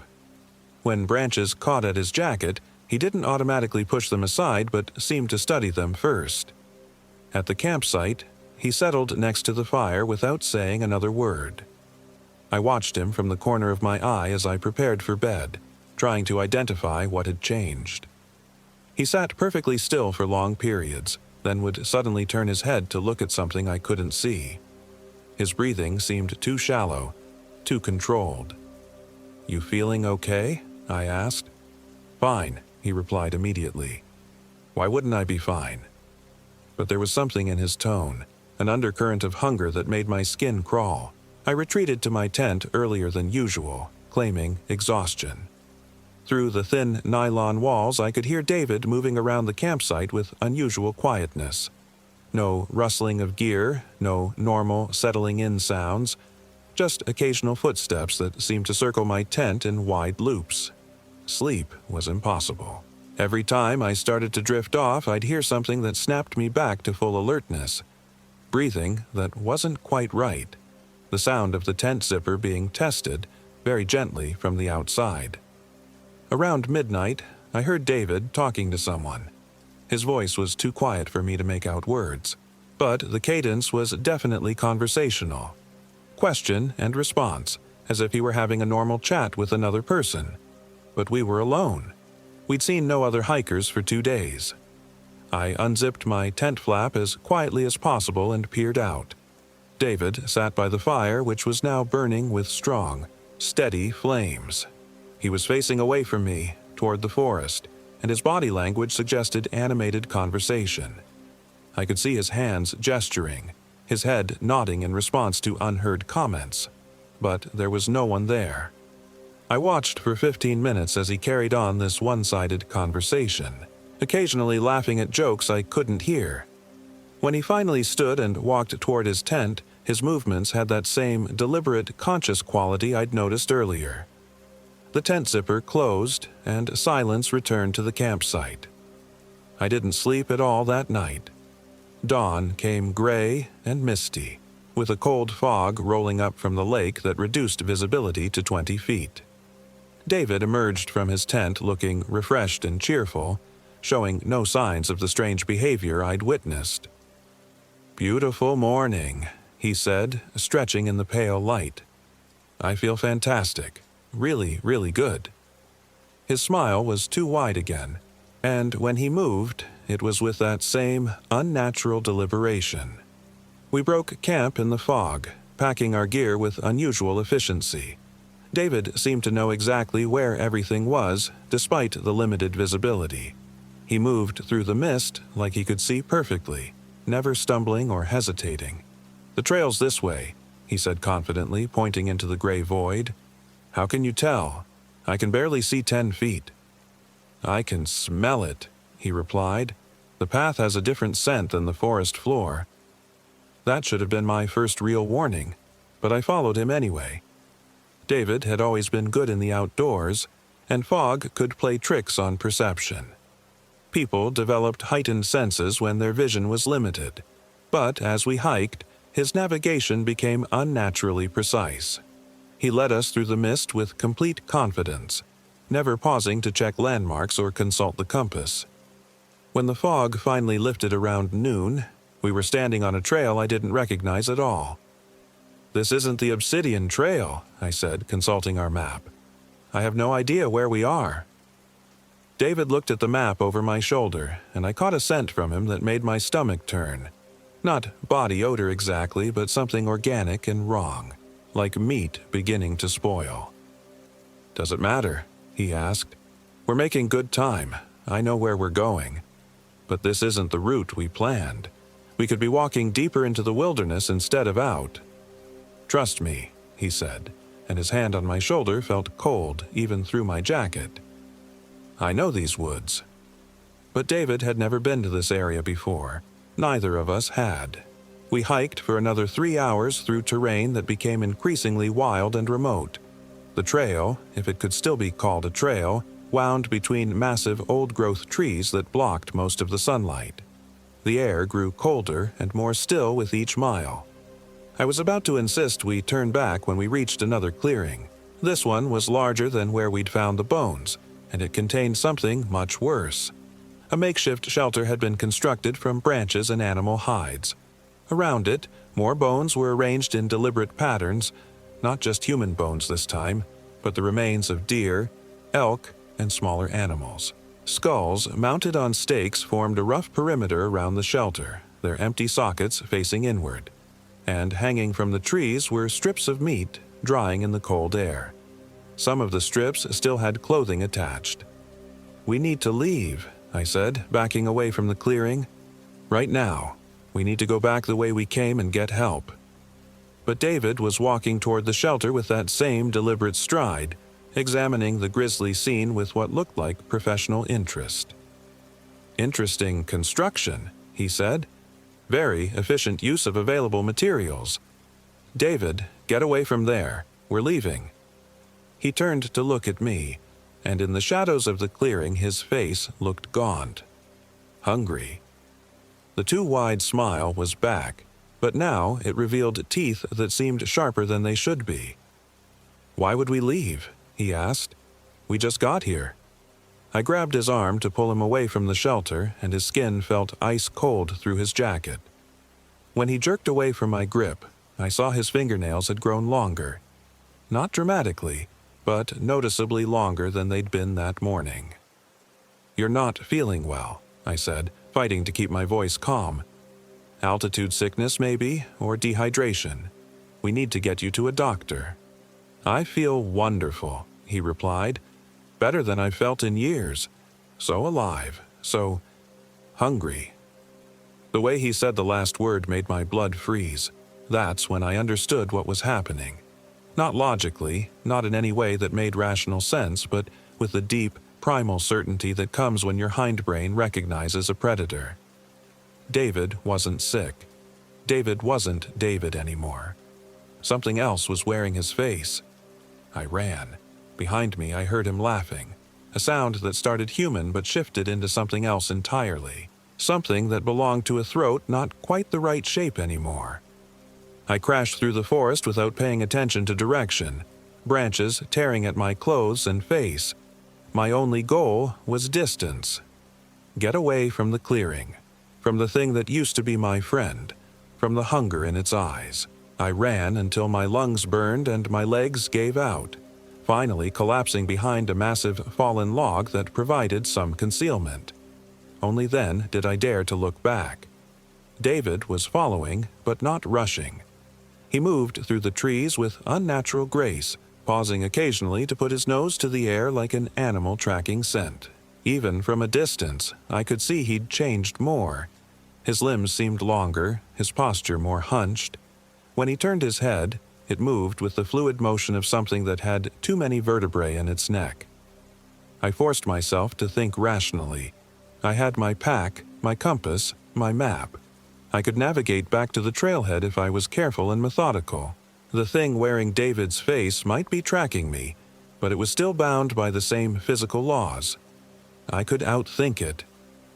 I waited until it passed my hiding spot, moving deeper into the forest, before carefully emerging and checking my compass. South. The parking area was south of here, maybe 10 miles through rough terrain. I started walking, trying to move quietly while still making good time. Every few minutes I paused to listen for sounds of pursuit. Sometimes I heard branches breaking in the distance, always seeming to come from multiple directions at once, as if there were more than one thing hunting me. The realization hit me as I crested a small ridge and looked back over the forest I'd just traversed. Multiple figures were moving through the trees below. Not just David, but others. How many? 4? 6?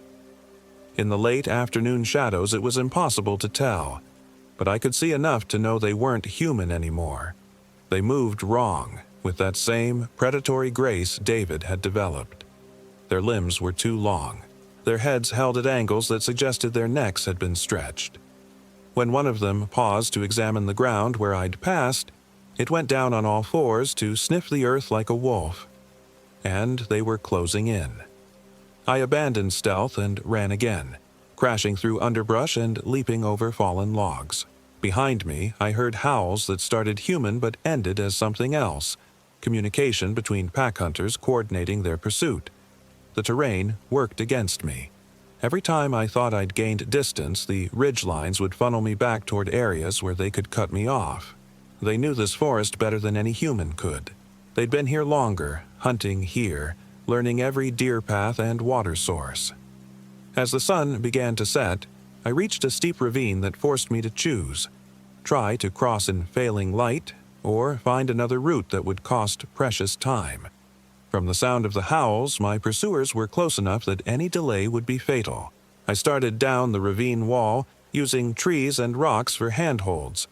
Halfway down, my foot slipped on loose stone, and I fell the last 20 feet in a barely controlled tumble that left me bruised and bleeding, but alive. I limped across the rocky stream bed at the bottom, adrenaline masking what were probably significant injuries. On the far side, the ravine wall was even steeper, with fewer handholds. By the time I reached the top, full darkness had fallen.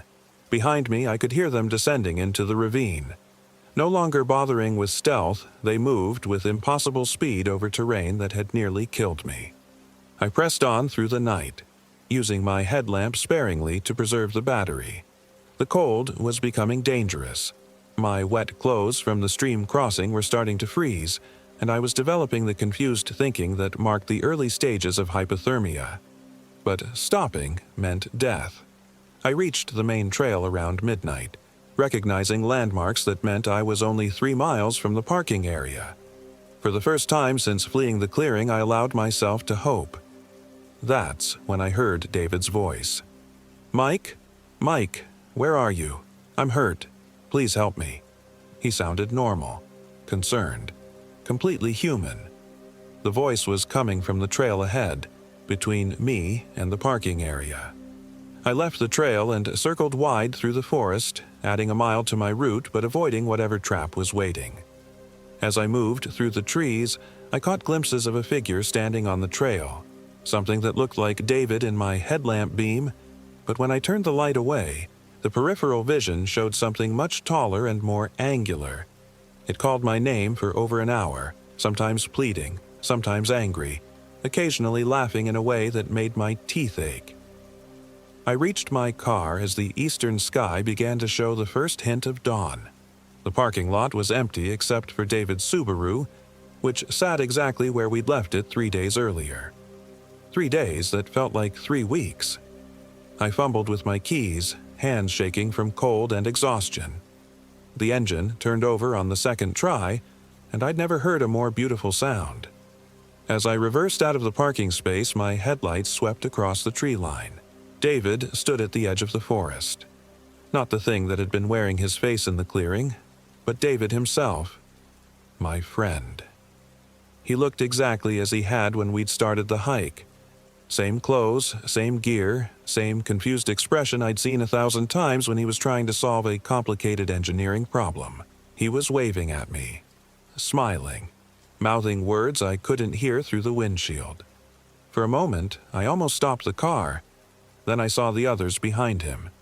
A dozen figures at least, standing just inside the tree line where my headlights couldn't reach them clearly, all waving, all smiling, all wearing faces that might have been human once, I floored the accelerator and didn't stop driving until I reached the Bend city limits.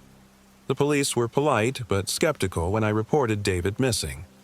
A search and rescue team found our campsite at Moraine Lake, along with David's gear. But there was no trace of David himself, and my story about cannibalistic creatures and supernatural possession didn't help my credibility. The official report listed him as lost in the wilderness, probably due to a hiking accident. Case closed. I returned to work 2 weeks later, but couldn't concentrate. Every shadow in my peripheral vision looked like something with 2 long limbs. Every smile from a coworker seemed too wide, lasting too long. I started avoiding social situations, then calling in sick, then finally took extended leave. I've never been hiking since. Sometimes late at night I get phone calls from David's number. When I answer, there's only breathing on the other end. Slow, deliberate, hungry breathing that goes on for exactly 60 seconds before the line goes dead. The calls come more frequently now. Last week I got one every night, and yesterday I could swear I saw David in the grocery store parking lot. Same clothes he'd been wearing when I drove away from the trailhead. Same confused expression. He was talking to a young couple who looked like they were planning some kind of outdoor adventure, pointing north toward the mountains and smiling his too wide smile. I wanted to warn them, but what would I say? That my friend died in the wilderness and came back as something else?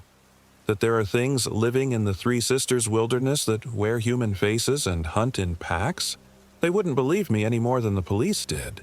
So I just watched as David gave them directions to some place they shouldn't go, and they thanked him with the enthusiasm of people who loved the outdoors and trusted other hikers. I got in my car and drove home, trying not to think about what would be waiting for them in the wilderness. But I couldn't stop myself from checking the missing persons reports online. 2 more names added to the list this week. Emily Chen and Marcus Thompson, both experienced hikers, vanished somewhere in the Cascade Range. The search and rescue teams will find their campsite eventually. They'll find gear and maybe some scattered belongings. But they won't find Emily and Marcus. And those things in the forest are hungry, and they're getting smarter about luring people in. I should do something. Warn people somehow. But who would listen? All I can do is tell this story and hope that someone, somewhere, will read it and decide to choose a different destination for their next hiking trip. Stay away from the Three Sisters wilderness. Stay away from the hungry things that live there. And if you see David Jones on a trail somewhere, offering helpful directions to remote areas, don't follow him into the woods, no matter how much he looks like someone you could trust.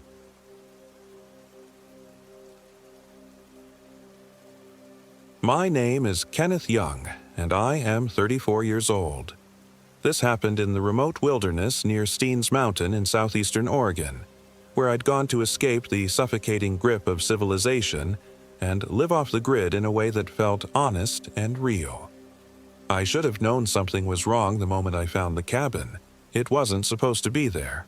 My GPS had led me to coordinates I'd purchased through a private land sale, 40 acres of pristine wilderness, no neighbors for miles, no cell towers, no power lines, just me, the mountain, and the vast emptiness of the high desert stretching toward the Alvord Basin. The realtor had assured me the land was vacant, untouched, but there it was. A small log structure nestled between twisted juniper trees, its windows dark as dead eyes. The cabin looked abandoned, weathered gray by decades of wind and snow. Thick moss clung to the north-facing walls, and several roof shingles lay scattered in the tall grass like broken teeth. I approached cautiously, my hiking boots crunching on frost-brittle vegetation. October. In this part of Oregon could be brutal. Early snowfall, sudden temperature drops, and an isolation so complete it felt like standing at the edge of the world. I pushed open the door, expecting the musty smell of decay and neglect. Instead, I caught something else entirely, a metallic tang that made my sinuses burn and my stomach clench. The interior was sparse but surprisingly clean. A stone fireplace dominated one wall, cold ashes arranged in a perfect circle within the hearth. A wooden table sat in the center of the room, its surface scratched and stained with dark rings. 2 chairs flanked it, positioned as if someone had recently been entertaining a guest. On the table lay a leather-bound journal, its pages yellowed but intact. I opened it with trembling fingers, though I couldn't say why my hands shook. The entries were written in a spidery handwriting that seemed to shift and crawl before my eyes. October 12th. The hunger grows stronger. It whispers to me in the dark hours before dawn, promising relief if I just listen, just obey. I know what it wants. God help me, I know. October 15th. Marcus came by today, sweet Marcus with his wide smile and trusting eyes. He brought supplies, just as he promised. The creature watched from the tree line while we talked.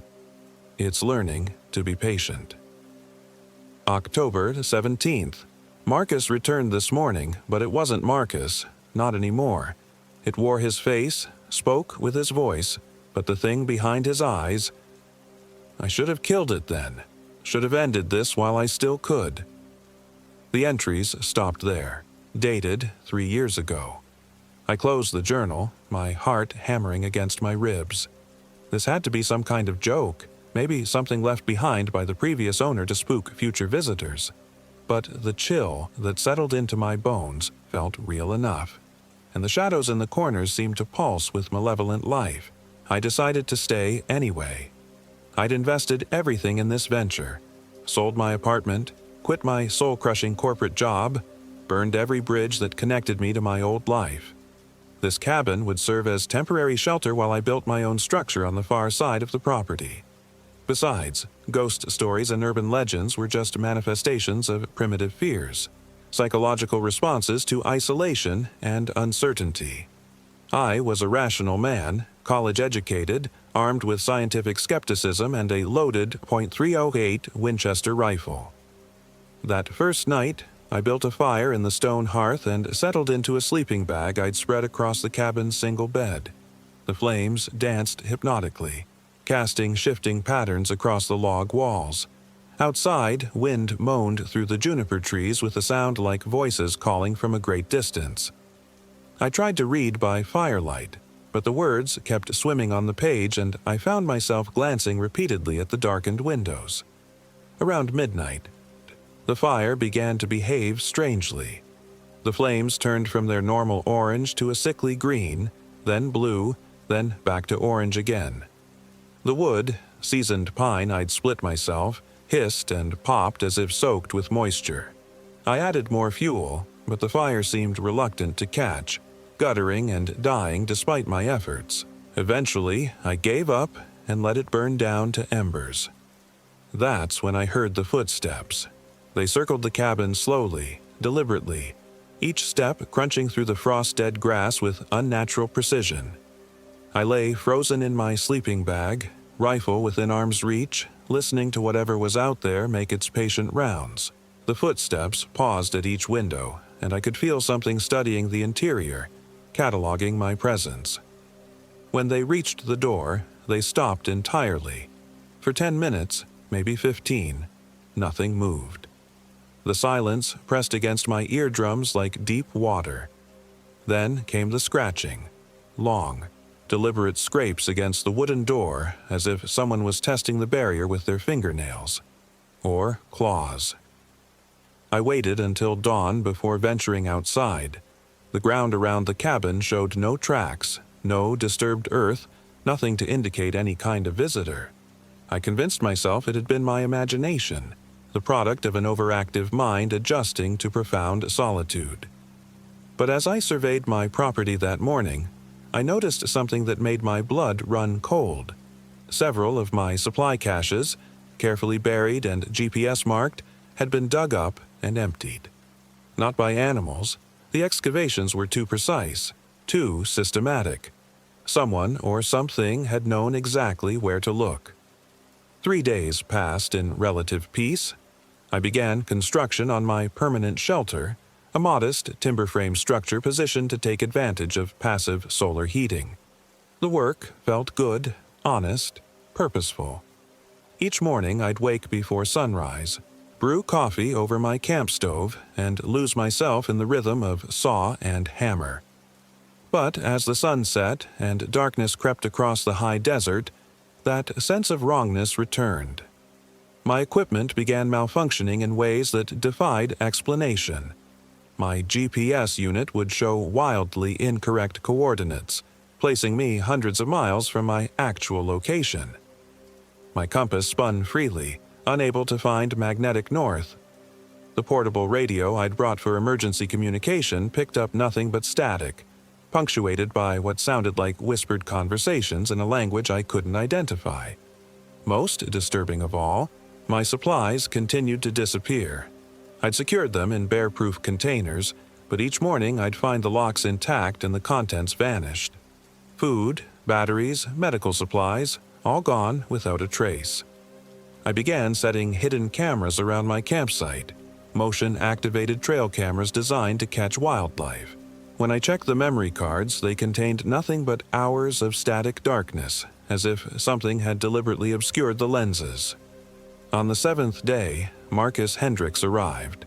I was splitting firewood when I heard the rumble of an engine approaching through the trees. A battered pickup truck emerged from the forest. Its paint faded to primer gray and its windows tinted dark enough to hide the driver. The vehicle stopped about 50 yards from my campsite, engine idling with an irregular cough that spoke of poor maintenance. The man who climbed out looked to be in his 60s, lean and weathered with silver-gray hair and pale blue eyes that seemed to take in everything at once. He wore faded jeans, work boots, and a flannel shirt that had seen better decades. His smile was warm but cautious as he approached. "You must be the new owner," he said, extending a calloused hand. "Marcus Hendricks. I've got a place about 5 miles north of here, over toward the Pueblo Mountains. Been meaning to come by and introduce myself." We shook hands, and I was struck by how cold his skin felt despite the warm afternoon sun. "Kenneth Young, pleasure to meet you. I didn't realize I had any neighbors out here." Marcus chuckled, but the sound held no humor. "Oh, there's a few of us scattered around these hills. Folks who prefer privacy, if you know what I mean. This land has a way of attracting a certain type of person." His eyes flicked toward the abandoned cabin. "I see you found old Thompson's place. Shame what happened to him." "Thompson?" "Previous owner. Lived here about 4 years before well, let's just say the isolation got to him. Started seeing things, hearing voices. Last anyone saw of him, he was walking into the desert with nothing but the clothes on his back. Search and rescue never found a trace." I felt that familiar chill despite the afternoon warmth. The realtor didn't mention any of this. Realtors rarely do. Marcus's smile never wavered, but something flickered behind his eyes, a brief shadow that made my skin crawl. "Mind if I take a look around? Haven't been by since Thompson disappeared. Always wondered what became of his things." We toured my campsite together, Marcus asking pointed questions about my supplies, my plans, my background. He seemed particularly interested in my food stores and whether I'd brought any firearms. When I mentioned the rifle, his smile widened slightly, showing teeth that seemed too sharp for human mouths. "Smart man," he said. "Lots of predators in these mountains. Bears, cougars, other things. You'd be surprised what comes out after dark." He stayed for dinner, sharing stories about life in the remote wilderness and offering helpful advice about surviving the harsh winter months. His knowledge seemed encyclopedic. Which plants were edible, where to find water during dry spells, how to read weather patterns in the shape of clouds. But as the evening wore on, I began to notice discrepancies in his stories. Dates that didn't align, geographical details that contradicted each other, small inconsistencies that suggested his memories weren't entirely reliable. When darkness fell, Marcus made his excuses and headed back to his truck. "I'll check in on you again in a few days," he promised. "This country can be unforgiving to newcomers. Important to have someone keeping an eye out." I watched his taillights disappear into the forest, but the sound of his engine seemed to fade much too quickly, as if the truck had simply vanished rather than driving away. That night, the scratching returned, more aggressive than before. Whatever was circling the cabin seemed larger, more confident. At one point, I heard what sounded like someone testing the door handle, turning it slowly back and forth. I grabbed my rifle and moved to the window, peering through a gap in the curtains. In the starlight, I could see a figure standing about 20 feet from the cabin. It had the general shape of a man, but something was wrong with its proportions. Arms too long, torso too narrow, head cocked at an unnatural angle. As I watched, it turned toward my window and smiled. In the darkness, its teeth gleamed like broken glass. "Kenneth," it called in Marcus's voice. "Kenneth, I know you're in there. Why don't you come out? We need to talk." I kept my rifle trained on the figure, but my hands were shaking so badly I could barely hold it steady. "Stay back," I shouted. "I'm armed." The thing that wore Marcus's voice laughed, a sound like wind through a graveyard. "Oh, Kenneth. Sweet, trusting Kenneth. Do you really think that little gun will help you? Do you have any idea what you're dealing with?" It began to change as I watched. The human facade melted away like wax, revealing something underneath that violated every natural law I'd ever learned. The creature stood nearly 8 feet tall, its frame skeletal thin but corded with ropey muscle. Its skin was the color of old bone, stretched tight over protruding ribs and joints. But it was the face that made my sanity crack just a little.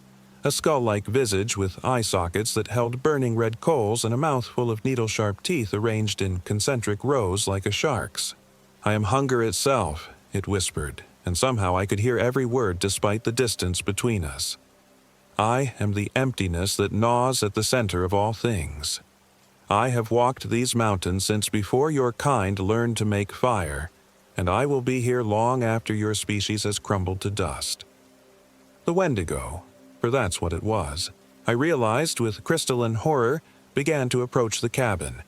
Each step left smoking prints in the frozen ground, and the temperature around it seemed to drop by degrees. I fired 3 shots through the window, but the bullets passed through its body without effect, striking the trees behind it with sharp cracks. "Iron cannot wound me," it said, still advancing. "Fire cannot burn me. I am winter made manifest, famine given form.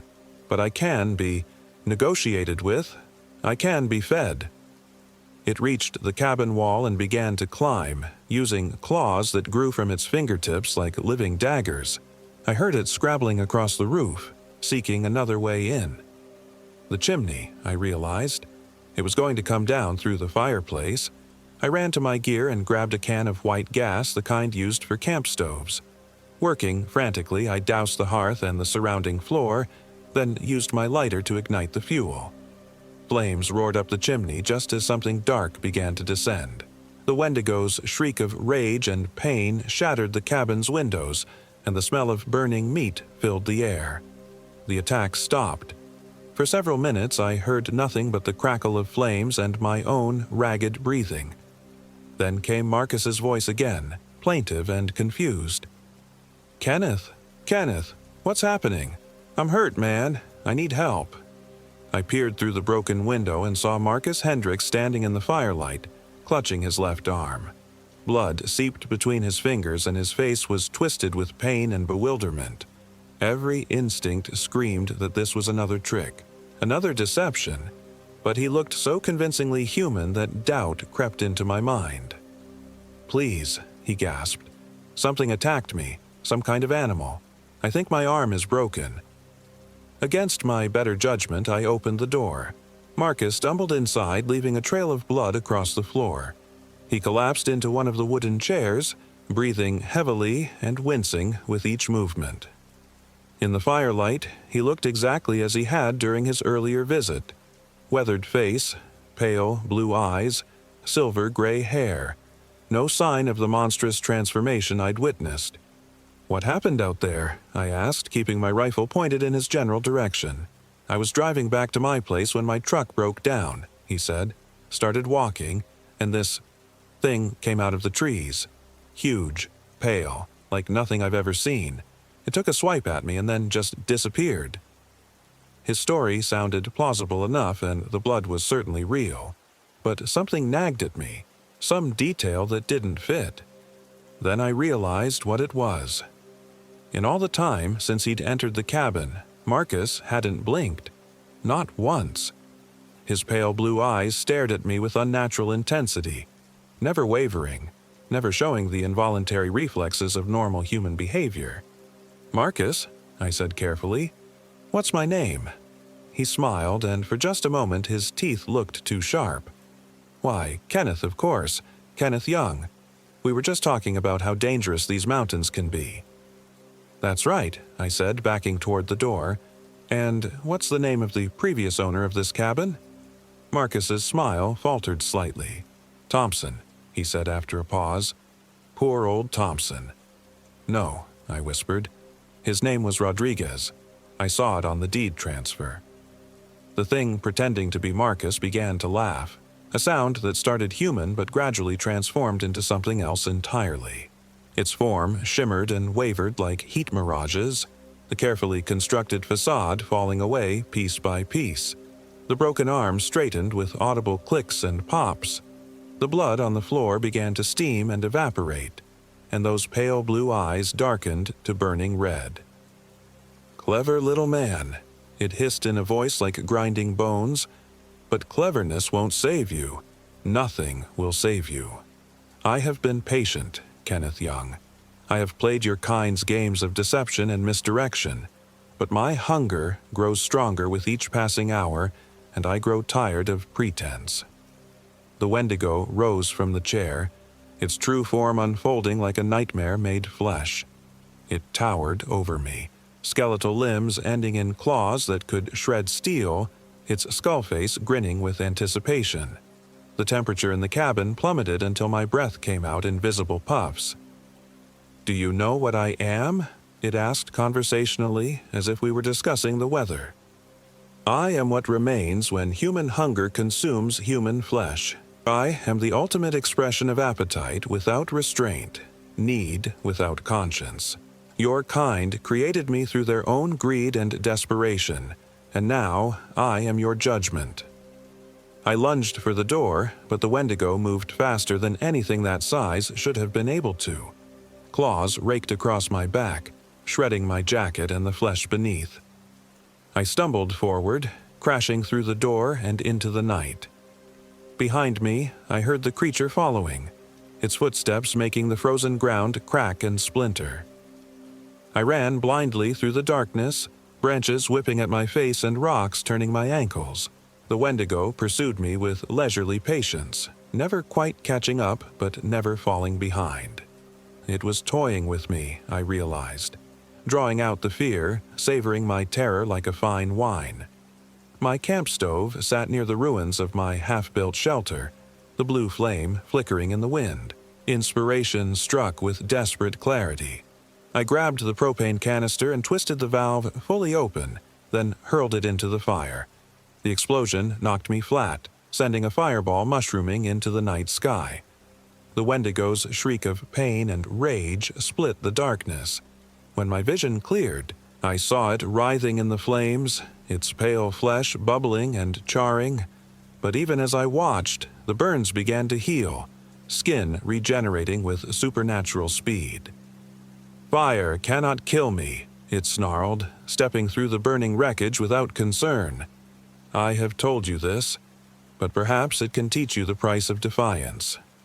It reached for me with claws extended, and I knew I was about to die.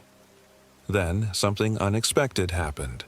The creature paused, its head tilted as if listening to a sound I couldn't hear. Its burning eyes widened, and for the first time since this nightmare began, I saw something that might have been fear. "No," it whispered. "Not yet. It's too soon." The Wendigo backed away from me, still facing in my direction but clearly preparing to flee. "This is not over, Kenneth Young," it said. "I am bound to these mountains, and you are trespassing in my domain. You cannot run far enough or fast enough to escape me. When the moon is dark and the snow flies deep, I will return, and next time there will be no reprieve." It melted into the darkness like smoke, leaving me alone beside the burning ruins of my camp. I grabbed what supplies I could carry and started hiking toward the nearest road, following the GPS coordinates I'd memorized during my earlier explorations. It took me 6 hours of stumbling through unfamiliar terrain, but eventually I reached the highway. A trucker picked me up outside Burns, Oregon, and drove me to a hospital in Bend. I told the doctors I'd been attacked by a bear, a lie that explained my injuries without raising uncomfortable questions about my mental state. While I recovered, I did research on the region's folklore and discovered stories that made my blood run cold. The Paiute and Northern Shoshone tribes had legends about a creature called the Hunger That Walks, a cannibalistic spirit that haunted the high desert and preyed on isolated travelers. Early settlers reported encounters with something they described as a pale giant that could mimic human voices and appearance. As recently as the 1980s, hikers and hunters had disappeared in the area around Steens Mountain under mysterious circumstances. I sold the land remotely, taking a significant loss rather than returning to complete the transaction in person.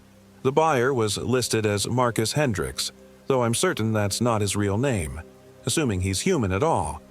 Maybe he's another victim, another soul consumed by the Wendigo's endless hunger. Or maybe he's something worse, a willing servant helping to lure new prey into the creature's domain. I live in Portland now, in a crowded apartment building where I'm never more than a few feet from other human beings.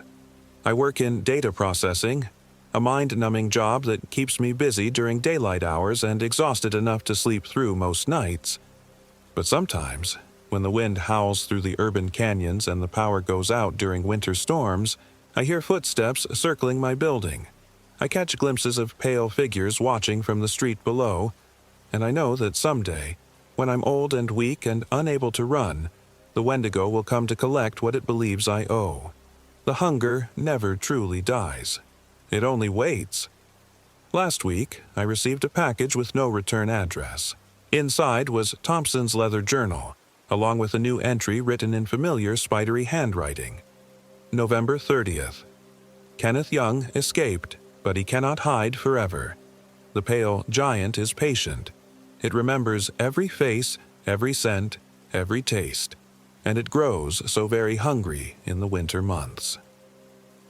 December 1st, a new family has moved into the cabin. Young children, trusting parents, plenty of meat for the long dark season ahead. The cycle begins again. I tried calling the local sheriff's office, but they hung up when I started talking about Wendigos and cannibalistic spirits. I posted warnings on hiking forums and camping websites, but they were dismissed as creative fiction or the ravings of someone with PTSD. Nobody wants to believe that monsters are real. But I know better. I've seen what lurks in the spaces between civilization, in the vast emptiness where human law holds no sway. The Wendigo is still out there, still hunting, still feeding, and every time someone disappears in those remote mountains, I wonder if I could have done something more to stop it. The worst part isn't the nightmares or the paranoia or the constant fear that it's coming for me. The worst part is the hunger I sometimes feel in the depths of winter when the snow piles high and the roads become impassable. A gnawing emptiness that whispers about the taste of human flesh, about the relief that comes from surrendering to appetite without restraint. Because the Wendigo was right about one thing. My kind did create it through our own greed and desperation. And sometimes, in the darkest hours before dawn, I wonder if I'm slowly becoming what I fought so hard to escape. The hunger grows stronger every day.